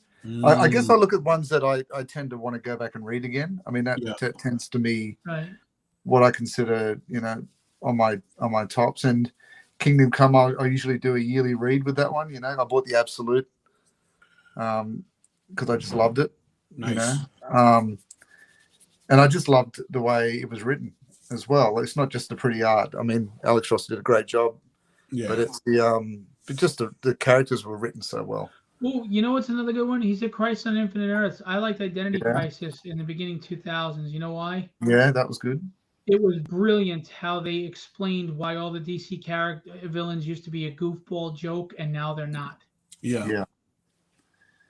You know what's another good one? Cacophony by Kevin. He does Clerks. Jesus. Kevin Smith? Kevin Smith. He did a Batman story called Cacophony. Yeah. And the Joker is captured finally. And he's having a conversation with the Joker. And they have Joker on meds to where he's lucid and he's not nuts and he's not manic. And Batman's talking to him and he goes, "You think it's the drugs? I want to kill you. I want to kill you regardless of my manic. I want to kill you. My life mission is to kill you because you are my antithesis." and my sole purpose is to get rid of you. It's everything that matters to me. And it showed you that this man is a fucking raving lunatic regardless. Mm. It was good. It was really good. What I'm about not the doing killing? it justice. What about the Killing Joke with Batman? That story was pretty. It was good. It was good, but I do think it's overrated. Although I love the joke at the end about the flashlight connecting the two roofs. That was fun. Yeah. I do And think Alan Moore is overrated. Brian Bolland. I love Brian Bolland's work. You know who's one of the best writers that you don't really hear in conversations a lot. You'll always hear about Alan Moore and Grant Morrison and Ellis and Warren Ellis and all of them. Brian K. Vaughan. Yes. Yeah. Everything he writes is good. Yeah. Saga, Why the Last Man. Yes. I didn't read Why the Ex Last Machina, but I heard that was great. What about Sweet Tooth? Did you like that? I never read it because I couldn't get past the art, but I like the show. Jeff Lemire, I don't know enough of his work to say. I know he's renowned as a great writer. I liked his Black Hammer. Black Hammer was good. Yeah. What's that about? It's a superhero one, but really, I think you'd like the writing. It's fantastic. It's basically these heroes that are caught. They go through a big, typical classical battle in town, and then they get caught in a dimension where they think they've kind of retired to a farm, but then they realize they're actually trapped and they don't know how to get off the farm. Cool. Yeah, it's quite good. I liked it. What about New Frontier with Darwin Cook? Yeah, of course. Yes. That's one of my favorites. Yeah. And I know you love his style, the whole style of that book, the genre, the era, everything. Just the era, that real 50s animation style. Great. He does it so well. Well, used to do it so well. That was a big loss. Yeah. By the way, remind me after we go off screen to tell you guys about the new book I'm going to be writing, the new comic. I think it's a pretty cool take, and I'd like to hear what you think. Yeah. No problem. And if you steal it, I'll kill you. I'm a very fast swim away, so I don't know. It might take you a bit. Let me tell you something. Let me tell you something. I have connections. Let me tell you something. You're going to say it like Fire Marshal Bill, otherwise it doesn't count. I have connections. I know people in Australia that could be there in 5 minutes. I'm kidding, of course. 3 minutes. Watch, the FBI is going to be at my door any minute now. Yeah. As if they weren't already there. Yeah, really. They're listening through my smart TV. Yeah. That van at the front. Ryan said, no shave October, Phil. Yeah, I haven't shaved yet. Part of me thinks I look older with the beard, but I think I look better with the beard. But I'm going to get rid of it before Baltimore next week, which reminds me, for you gentle folk, I'm going to share screen for a moment because it's important. It's very important. Bowling. It's so easy to entertain Will. It is. I am very easily entertained. Am I not here to entertain? Do I not entertain you? Okay. Are you not entertained? We, meaning myself, Mr. Calderon. Thank you, Mr. Calderon. Gary Girout. And Alex Sarabia. And I'm telling you, if you haven't seen Alex's art, it's just incredible. Are going to be at Artist Alley right here. Weird. Across from Concession. So freaking small, and I can't blow it up. Anyway, at Baltimore Comic-Con next weekend, Friday, Saturday, Sunday, I'm going to be selling Tragedy. We are going to be selling original art of all forms, whether it's sketch cards, sketch covers, prints. Oh yeah.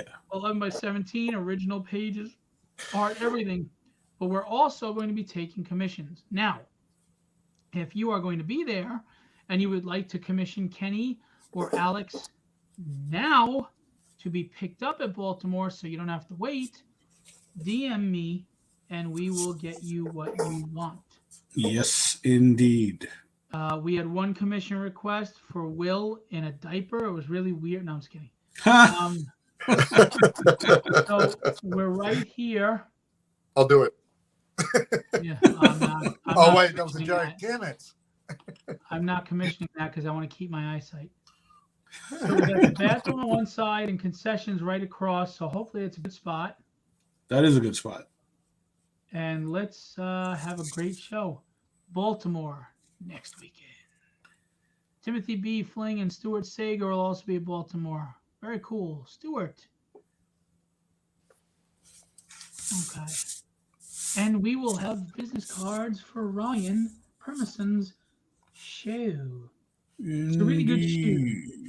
It's a really good shoe.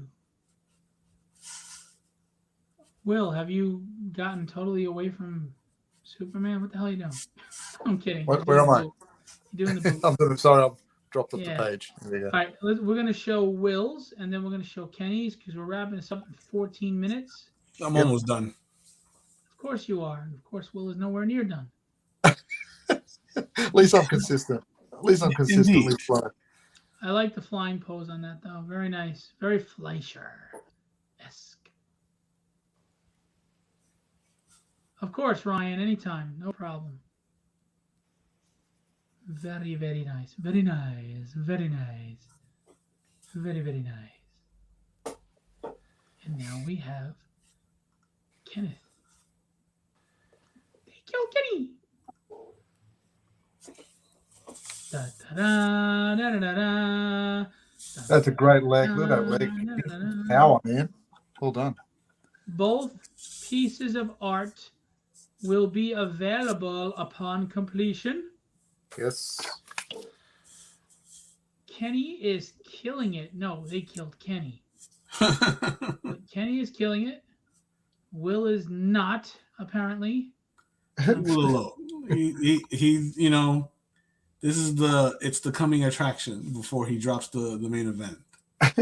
What it is Will, because he's painting, obviously takes more time. So a lot of people need to see the close to finished piece before they can see its brilliance. So I need a time lapse. Maybe I need to start a day early and time lapse myself up to where we can finish. It's really not a big deal that you don't finish it. It's not. That's all this is about. Because I really like seeing Will's process, like in the very beginning, like it's very relaxing for me. I made Ryan feel bad. He says, "Will, you're a great artist too." Too late, Ryan. It's been. I didn't mean you sucked. I swear. Too late. It's out there now, Ryan. The internet never forgets. Indeed. That's right. Ryan bought your Dr. Fate and Shadow prints.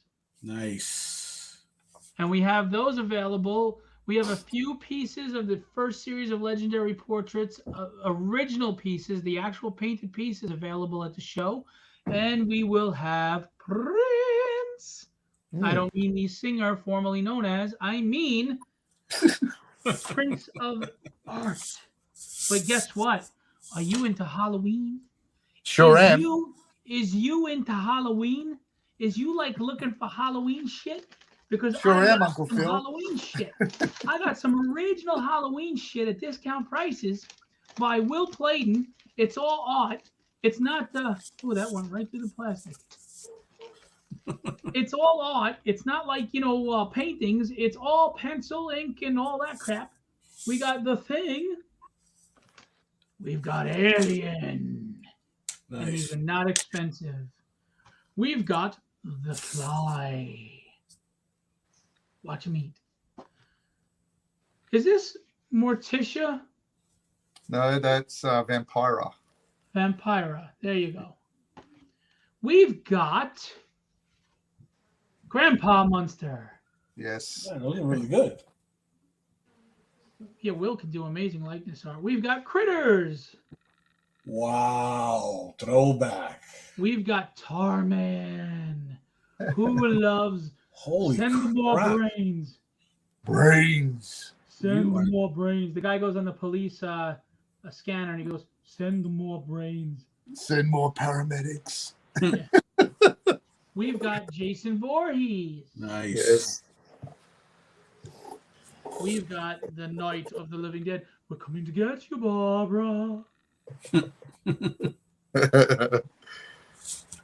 And we've got the Blob as it is devouring someone. Oh, that's cool. These are all on a nice card stock.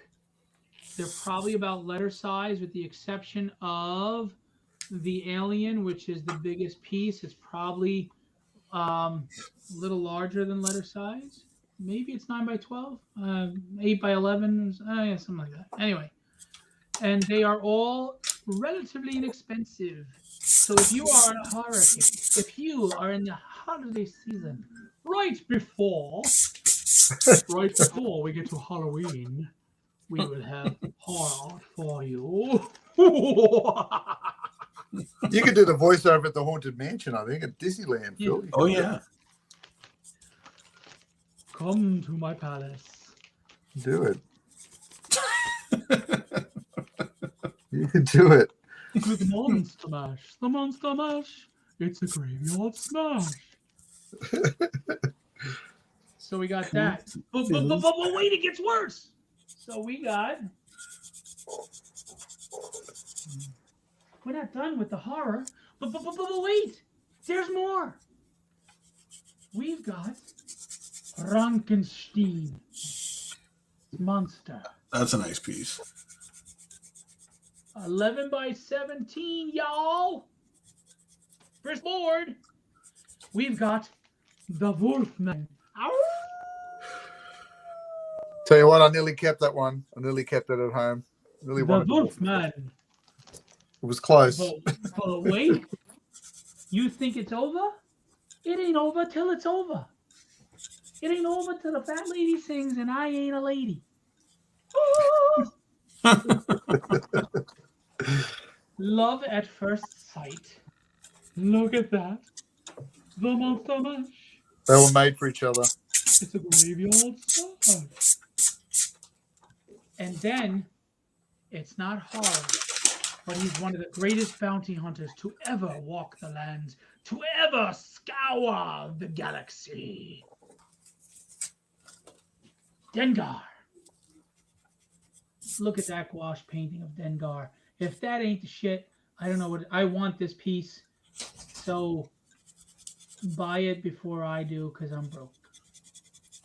Look at that. Beautiful. Beautiful. I actually did one of those on a sketch card not that long ago. All right, we're talking about Will right now. Don't make it about you, Kenny. Sorry. Just kidding. My bad. Kidding. But hey, but wait, there's more. Supergirl. Da-da-da-da-da. Soaring through the clouds. They are just morsels of what are available at the Baltimore before Halloween. And check this out. My gift. Woo-wee! That's Dan Nightcrawler. Thank you, Sir Will. And All it good. came- Happy birthday week. It came Indeed. Look at that. He was so nice. He did this for me too. It was great. And hang on, Connie, you still with us? Connie, you still there? Connie, you still there? This was drawn by Connie at the last live show she was at, and I love this piece. So she killed I that. bought it. You did a great job. I She bought it. killed that. And I saw the she- colored version of that. She did an excellent job. It's going to appear in a book. Look at that. Beautiful work by Connie Jolitz. I hope I pronounced that right. And what I love best about this piece, I mean, the line work is fantastic. I'm not going to lie. But what I love most about it is she did something nobody else has done, and it speaks volumes to the character. She took the 11-year-old or the 14-year-old or whatever, the young Grace O'Connor, and she has her at the ballerina, strapping on her, lacing on her ballerina shoes with the mask. And if that's not symbolism, I don't know what is. Beautiful work. Very well. Ryan Permison, you are asking how much the Supergirl is. This was a Prisma pencil, right? No, it's gouache. This was gouache also? Oh, I had a bit of Prisma over the top at the end, but yes, gouache. Okay. See, that's why you're confusing me. Well, because it's a painting, my friend, there's no background really, though. It's going for $250. It's an actual painting. Actual painting. Acting.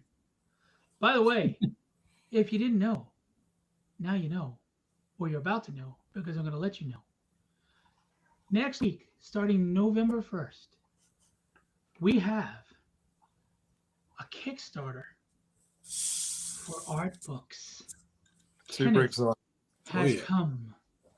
Kenneth, the Hulk, dun dun dun dun, Wolverine, who for some reason was Australian in the old 80s comic, or the cartoon. What the hell was that?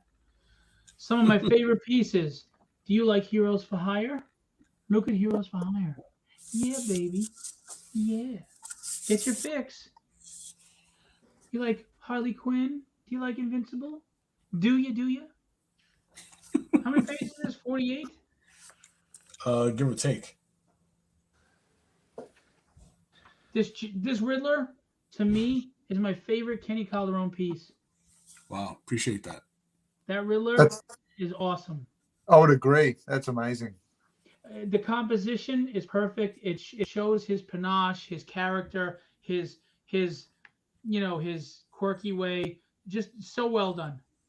You like chibis? You like gritty, serious, noir, black suit Spider-Man? Do you? Well, we got it. Oh wait. Who's this lady? Is that Tragedy? Yes, it is. Is that a cover? Yes, it is. Yes, it is. Wait, it gets worse. That's my little Onyx going on there, fellas. And then look, we wrap it all up with a nice Venom and Kenny is Superman. Look how thick that book is, guys. It's very thick. It's a floppy comic, so it's easy to store. Okay? Plus, we're broke, can't do hardcover. Anyway, I'm kidding. But what I am going to do is, if this is successful, we will do more. And when we do more, we will do hardcover editions. We might even do a hardcover of everyone's art together and do a nice big 200-page book. We have Carlos Ramos. Spider-Man does whatever a spider can. Spins his web. All right. Don't sing with me. Fine. We've got Darkseid. We've got Cyclops. We've got Wolverine. We've got Strife and Wolverine.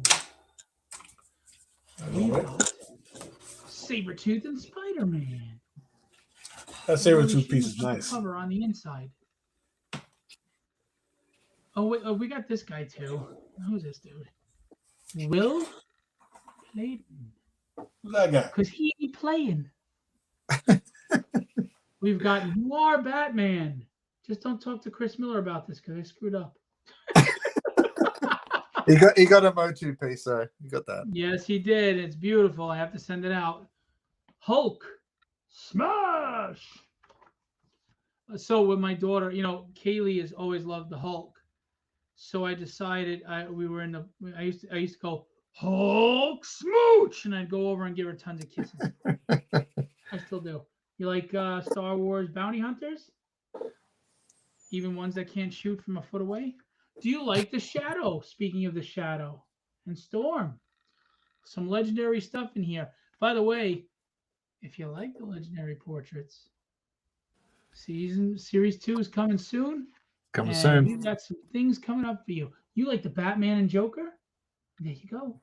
By the way, some of these we have in 11 by 17 prints, limited to 25, and signed by Sir William Pleydon of the Pleydons. That original piece I just showed you, well, here it is in the book. You can buy the original piece and the book. Here is the best Triclops I've ever seen in my life.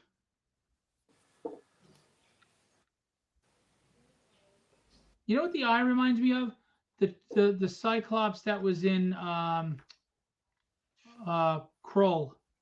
Oh, yeah. Yep. By the way, see this Ghost Rider? If we get a high enough pledge, one of the stretch goals is a die cut sticker of that Ghost Rider. Oh yeah, that'll look good on a notebook. Oh yeah. Oh Did you yeah. just Macho Man that? You Macho Man Yes, I Ghost did. Rider. Look at that Silver Surfer. The Skyways, surfing the Skyways. There's the Frankie. You need to do a series of Hanna-Barbera. Yeah, that'd be fun. Here's that Wolfman original. Again, you can buy the original or buy the art book and get it. Same, the Jason's in there too. You like Venom? You like Carnage? So do I. Guess what? They're in here too. Check that out. Yeah, boy. Jason.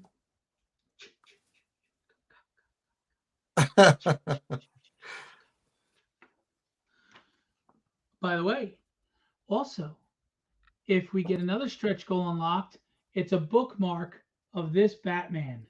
How freaking awesome is that bookmark going to be? Woo, yeah. Woo! All right. Ric Flair in it.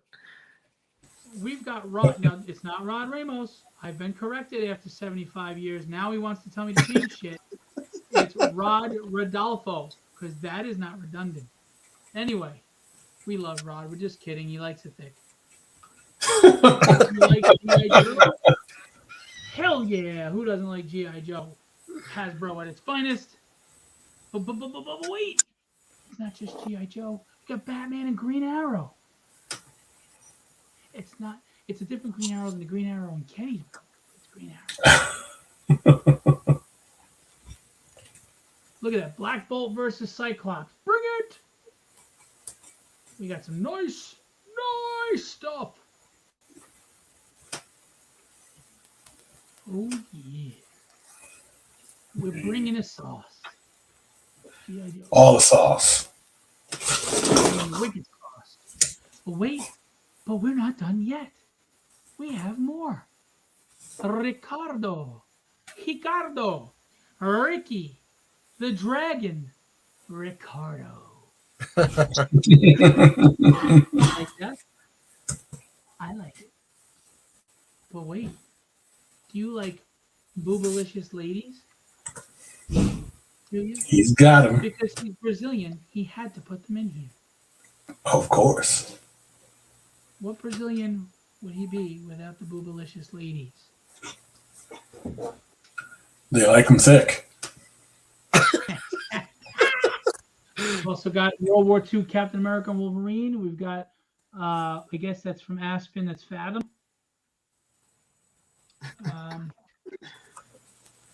Look at that. Dungeons and Dragons. I own this. Yes, that's cool. Hunter. I love that cartoon. That's great. Oh, it's the best. And Great. It's a nice piece. That's also nice. That's nice. Oh, yeah, that's right. He put tragedy in here too. You guys are awesome. You guys are awesome. I love you guys. That's the original cover to Tragedy. Very first Tragedy. Put it in there with the rough, with the rough sketch. That's awesome, dude. This book is just gorgeous. Look, more women. And more women. Power Girl in her glorious milk duds. In her what? With her glorious milk duds. Oh, right. Do you need an explanation for that one, Will? I just wanted to hear you say it twice. And last, but certainly not. Well, Bill Lutz, I don't have his book because he didn't give me the format for like 3 weeks after I printed everything. But anyway, last but not least, the Deaf Shogun. You can sneak up on him real easy because he's deaf. Rob Powers. He does mashups. Look at the Lobo Spawn, She-Hulk, and Scream. Batman and Sub-Zero, Freddy and Jason. I love the colors that he uses. They're just so dramatic, so explosive. Like they just jump off the page.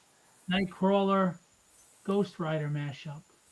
There's a Nightcrawler Hulk in here too. Bane and Goro.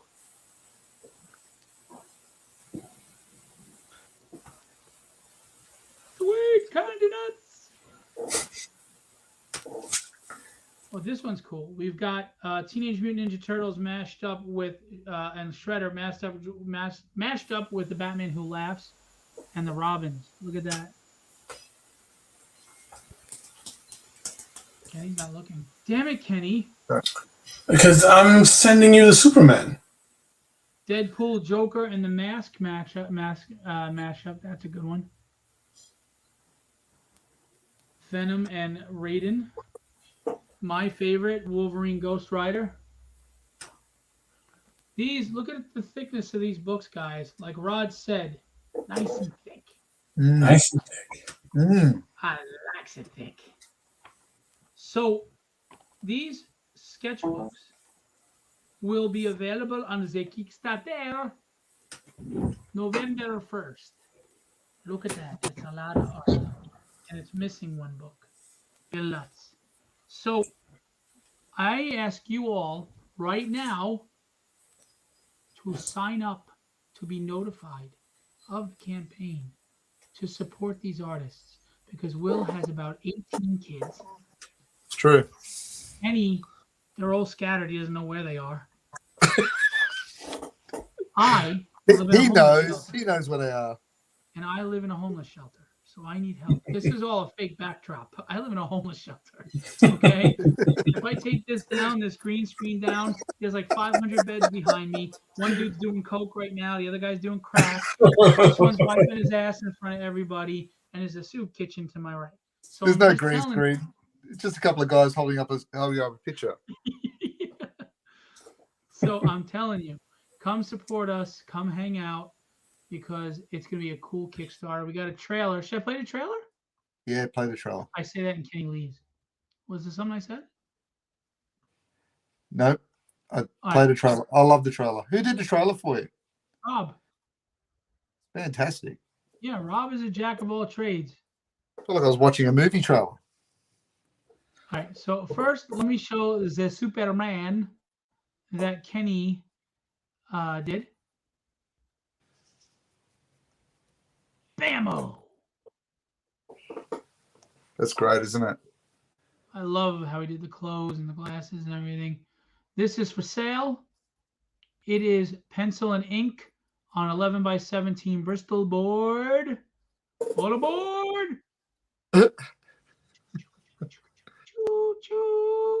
you tell I'm tired? I can tell. I get really stupid when I'm tired.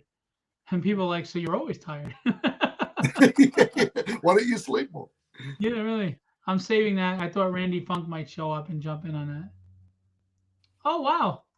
Connie sent me something. What is this? This looks good. Let's see what Connie drew. Oh, cool. Check this out. Connie Jolich drew this. Oh, nice. Yeah, very cool. Aloha. Silver Surfer ain't got nothing on me. Very well done. Kenny's back. I'm back. He's like, honey, I'll be off in a minute. I swear you can go to bed soon. I'm sorry. She's good. She doesn't have to get up early tomorrow. I do. You're an artist. Why do you have to get up early? I got a class in the morning. What time? It starts at 11. Oh, that ain't getting up early in the morning. What the hell's wrong with you? Well, I'm up at like 8:30, dude. Oh, screw that. No, I'm up at 8:32 actually. Because All right. I'm teaching until about 3:30. Oh, you got a long day. Okay. You like it? Do you like it, Kenny? Yeah. Okay, just checking. Jeez. It's like, well, yeah, duh, stupid. Yeah. All right, Jesus, how many freaking messages are in here since I put the trailer up? God almighty. Oh, this is on the legendary streamers. That's why I need legendary group. Oh, meanwhile, shit, I didn't know I was on here. Why'd you tell me?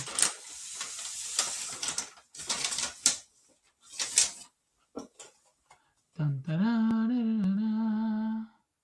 There we go. So here's the art book trailer for those of you who have stuck around.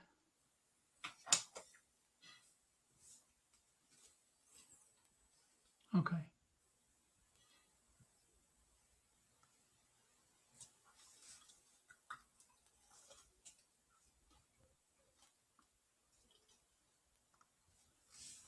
Come on. Where's the sound?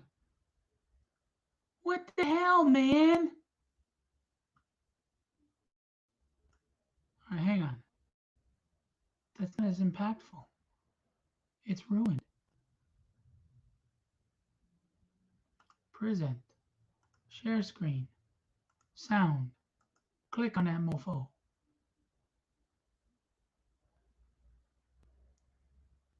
Okay, let's try this again, guys. Damn it, Kenny.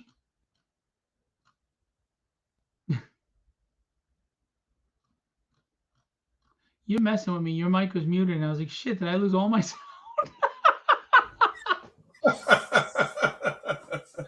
Oh, my Lord.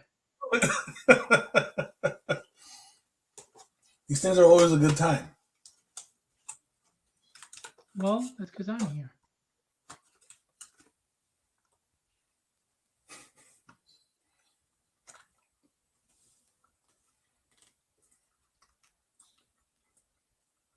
Why is the sound not going? There we go.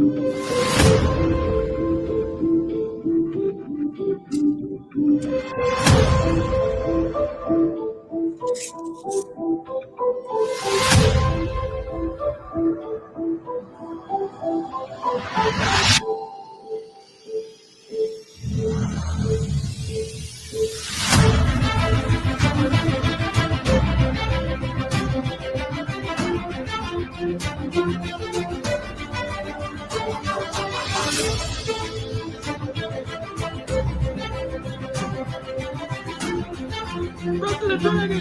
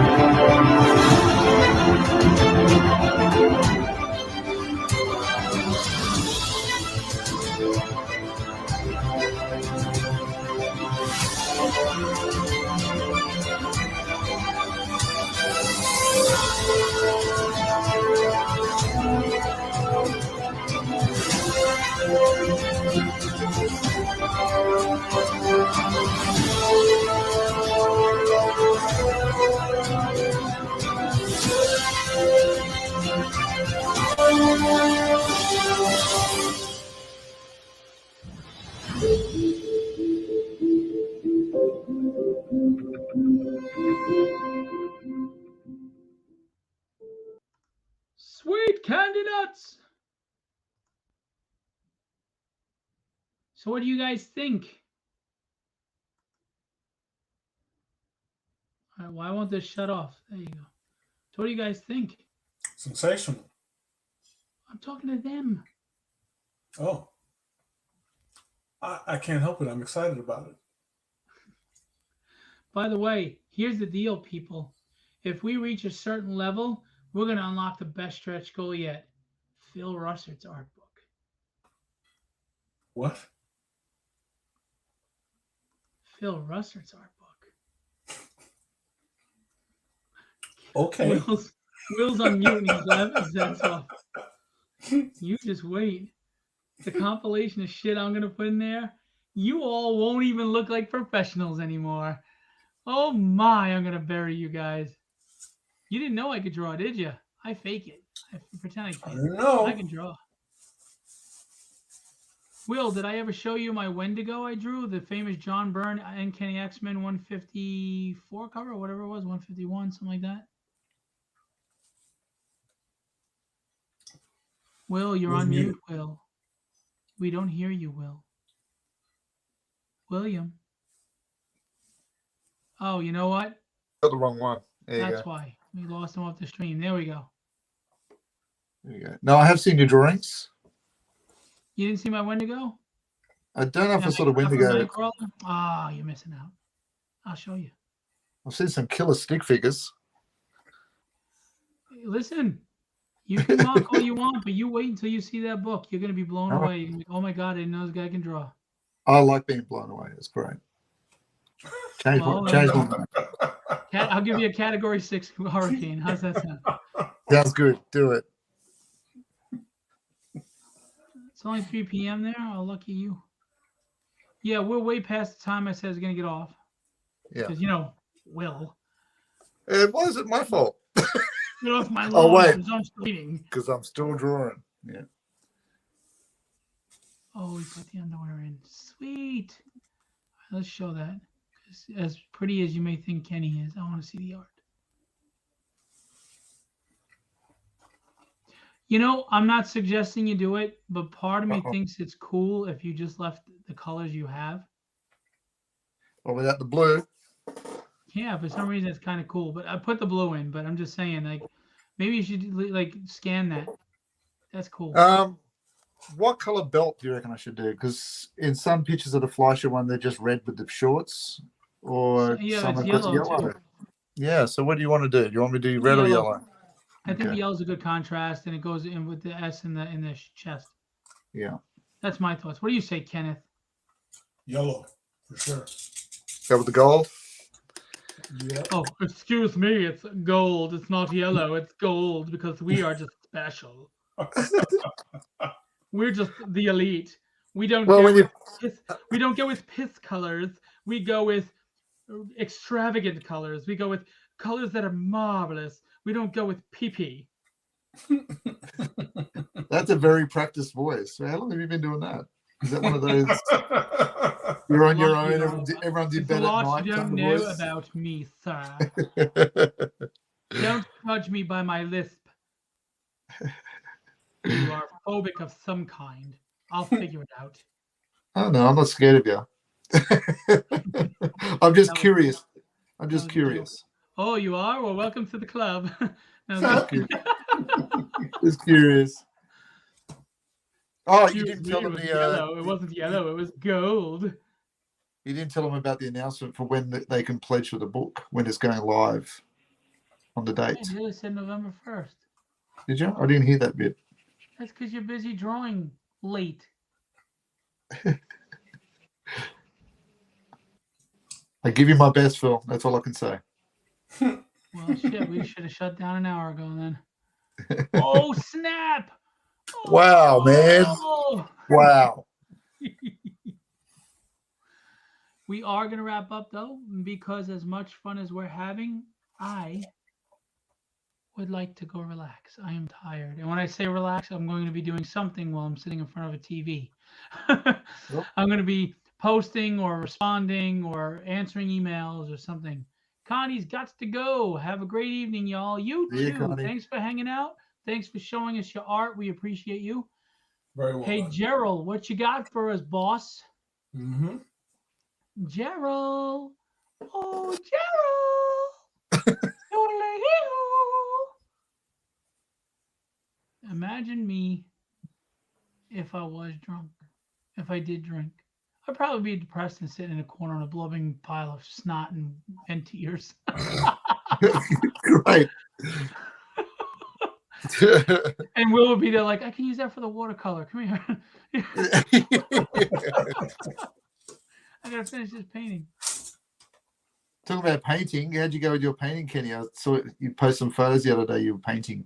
Yeah, I'll send you a picture of what I painted. Yeah, I'd love to see it. It wasn't. I mean, for my first painting in gouache, I don't think I did too bad. I had a few hot spots. Yep. But I was able to kind of like mask them Dude, pretty you're well. in our group. But I'd love to see it. yeah, I'll send you a picture in the chat. It's certainly a tricky medium, that's for sure. It is. But after hour 1, yeah, like I was starting to get the hang of it. Yeah, good. Well, you're doing better than I am. It took me a long time. Yeah. Yeah, it took me a long time. So I recently did this Spawn sketch cover commission that I'll drop in the chat. Part of it was gouache. Yeah. Like the more opaque parts of the painting Yes. were gouache, and then like some watercolor added in. Nice. And because I was doing it like away from like most of my materials, I used one of those squeeze brushes. Oh, yeah. That have the water inside. Yep. How do you find that? I think it worked well. I think it worked well because I thought it looked good. Because you know how like every so often you got to dip the brush in the water to just kind of rinse it out before you use a different one. I just kind of squeezed the water out from the inside. Yeah. Right, and wiped it on a paper towel, and it was ready to go. I think it worked pretty well. Nice. You think you'll continue with gouache? Absolutely. Yeah. Absolutely. That like I haven't like touched my markers in like months. Yeah. Is that code for something? Exactly. No. Sometimes it just is what it is, Phil. All right. By the way, are you guys going to do a live lunch party with me? You betcha. Tuesday, I'll be there. November 1st. What I'm thinking, as I say this in front of the audience of 3 people, obviously we're going to launch the campaign live and talk about the books and show off the books. But I would like, there's original art tiers by all of you on there too for people to commission. So I'd like to show off some of the art we have for sale by each and individual one of you guys, if they're interested to purchase those, but also just to show what they can commission on the campaign. What do you say? Good. We'll just do like an hour show. We'll keep at an hour. I haven't seen Black Adam. I heard it's really good by a lot of people, so I'm actually looking forward to watching it. I'm going to go tomorrow night. Cup popcorn and peanuts. That's peanuts. All right. We're waiting on Gerald at this point, not Will, because I'm a write-off. Yeah, listen, my beard, I'll look like Santa Claus by the time this shit's done. How old are you, Will? 48. Are you really? Yep. So I am older than you. That sucks. Yeah. So you know when you do those geological digs and you find old as dirt, you're below that. Yeah. So I'm the oldest of the whole legendary group then. You are. Well, I'm not sure how old Bill is. You're as old as religion. Old as religion. I'm not just the oldest, I'm the wisest. And that's why I am the rep. Okay. Thought you were 25. Yeah, Ryan's lying out of his ass now. Yeah. Yeah. Gerald. Oh, Gerald, did you have to go to Kinko's? Where the hell did you go?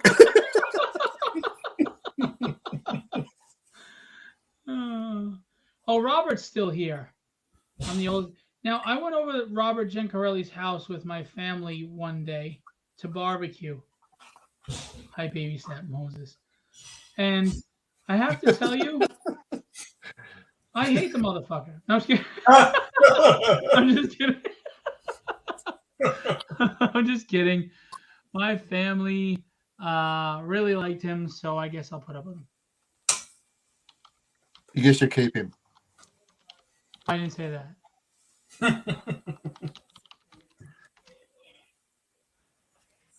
Gerald, Kinko's is closed. It's Friday after 9.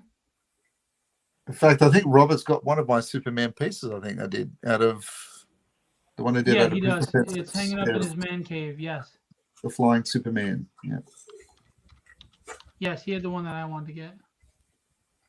That's good that you remember that, because most people don't remember him.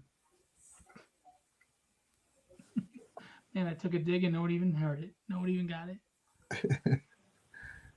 You said, damn right I do. He wanted the spider buggy, but dumbass fell asleep or something, or forgot that we were live. Someone else got it. Well, I'm working on something very spider related at the moment. In between time, I'm doing a spider copter. Nice. Remember that? Remember that little toy? It wasn't just a spider copter, it's a spider copter. Awesome. Hey, Glenn. It didn't pop up, Gerald. It hasn't popped up yet, buddy. It's not here. What do you reckon, Kenny and Phil? Is that dusty enough for his blue? Do you think it needs to be more dustier? I'm not colorblind. Why are you asking me? I just want to be polite. What do you think, Kenny? No, I think that's perfect, actually. I didn't want to go too blue because that 1950s sky blue, I wanted to go before then, that really dusty blue. No, yeah, dusty blue works. I mean, you want to go with that duller sort of blue. Yeah, I kind of mixed up. I don't know if you can see it there. Yeah. All right. Yeah, I kind of mixed up two different blues and a bit of black. That hits it perfect, yeah. Gerald's art just popped up. It's really good. Robert said next is Thor's scooter, right? Well, the way they made him in those movies, he probably has one. So look, Gerald Motos. Love it. Oh, nice. Nice. Nice perspective on the Superman. I like that. Yep. I dig that. Very cool. He's getting stronger with he's getting stronger finding those outlines now. Like seeing those figures a lot clearer. Yep. Very cool. Nice. Gerald Motos draws with us every show, and he'll combine the two characters that are drawn. They're both drawing Superman, so we decided to mix up to do Superman and his son, Superboy, and very, very nice. Very well done. Very cool. Very talented artist. I like what you're doing with the faces. I'm big on how you draw faces. Nice job. Very cool. We appreciate you drawing with us. Again, whoops, that's all the tragedy covered. Getting ready for fulfillment. Anyway, all right, I'm not rich like Phil. I got to get some work done. Yeah, his idea of work is he's selling his Fat Daddy comics. You can drop your link if you'd like, Robert. Up in his man cave while he vapes all fucking day and eats tacos and shit. Jesus. Yeah, guy's gonna be dead by 45 because he doesn't take care of himself. But whatever. Have some more red meat. Smoke some more, dumbass. Anyway, I like Robert. You can tell, right? Because, Yeah. Otherwise, you wouldn't talk about him. Yeah. Anyway, I don't even know what the fuck I was talking about. All right, so I'm getting deliriously tired.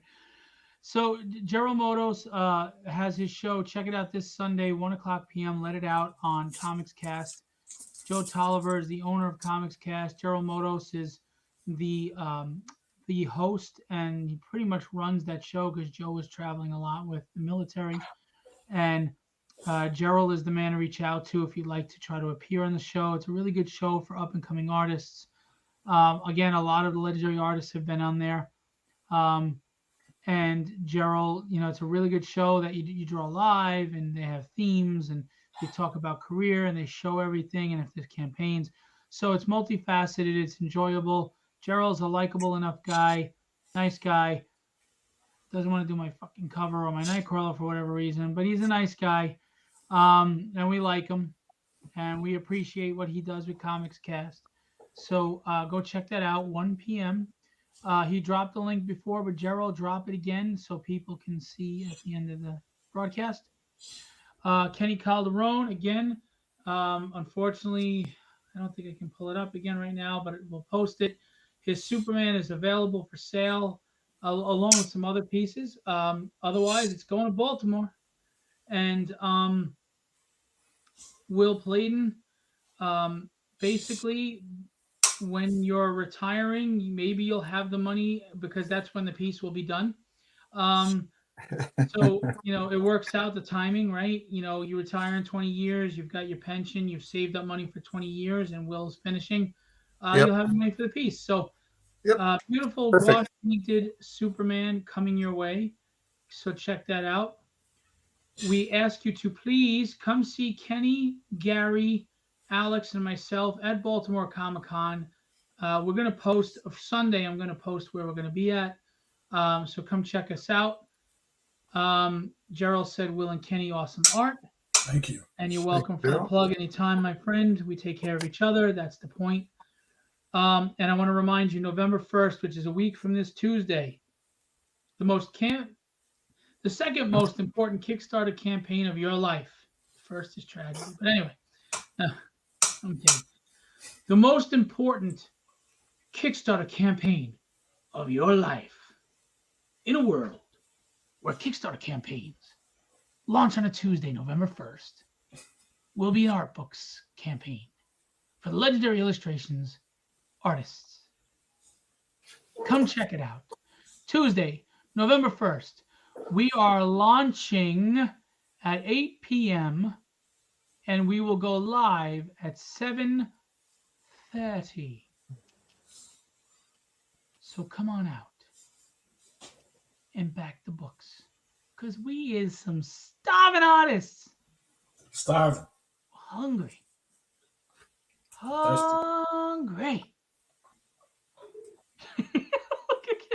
That's great.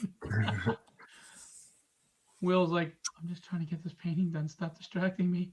Trying to paint a straight line. You're killing Get me. off my lawn, you bastards. Charles W. Morgan also has an important campaign going on right now. Drop your links, Charles, as we have not discussed it yet.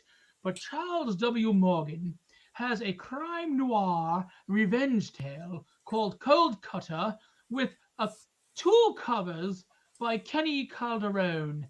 We have the full color cover and we have the black and white with gray tones color by Kenny. Yeah, if he was in the oven, would I turn it on and light the match like this? You might, Rabbit, you might.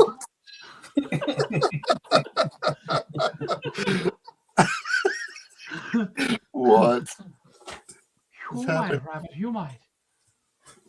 Ooh, I like coffee. About 3 or 4. I like coffee. It's time for the intervention, Kenny. Let's start. Charles says, great. There's nothing better than a Southern Baptist guy, or what a Southern not Baptist, but a Southern pastor calling me cray cray.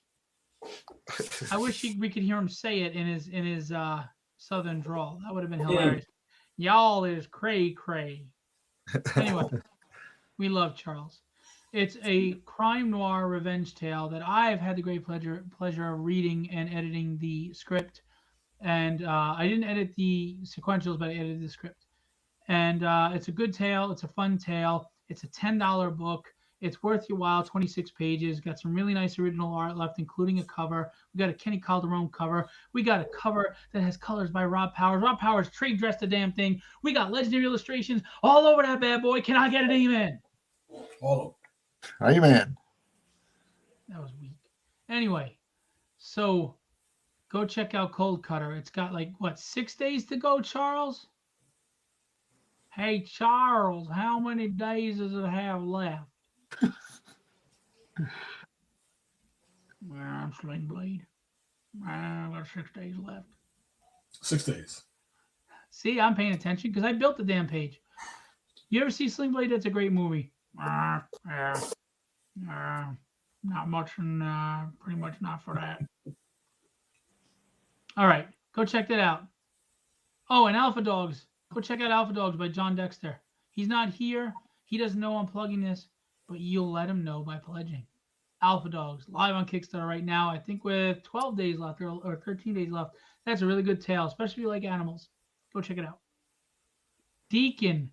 Oh, I'm sorry. In the South, you're a deacon. Okay.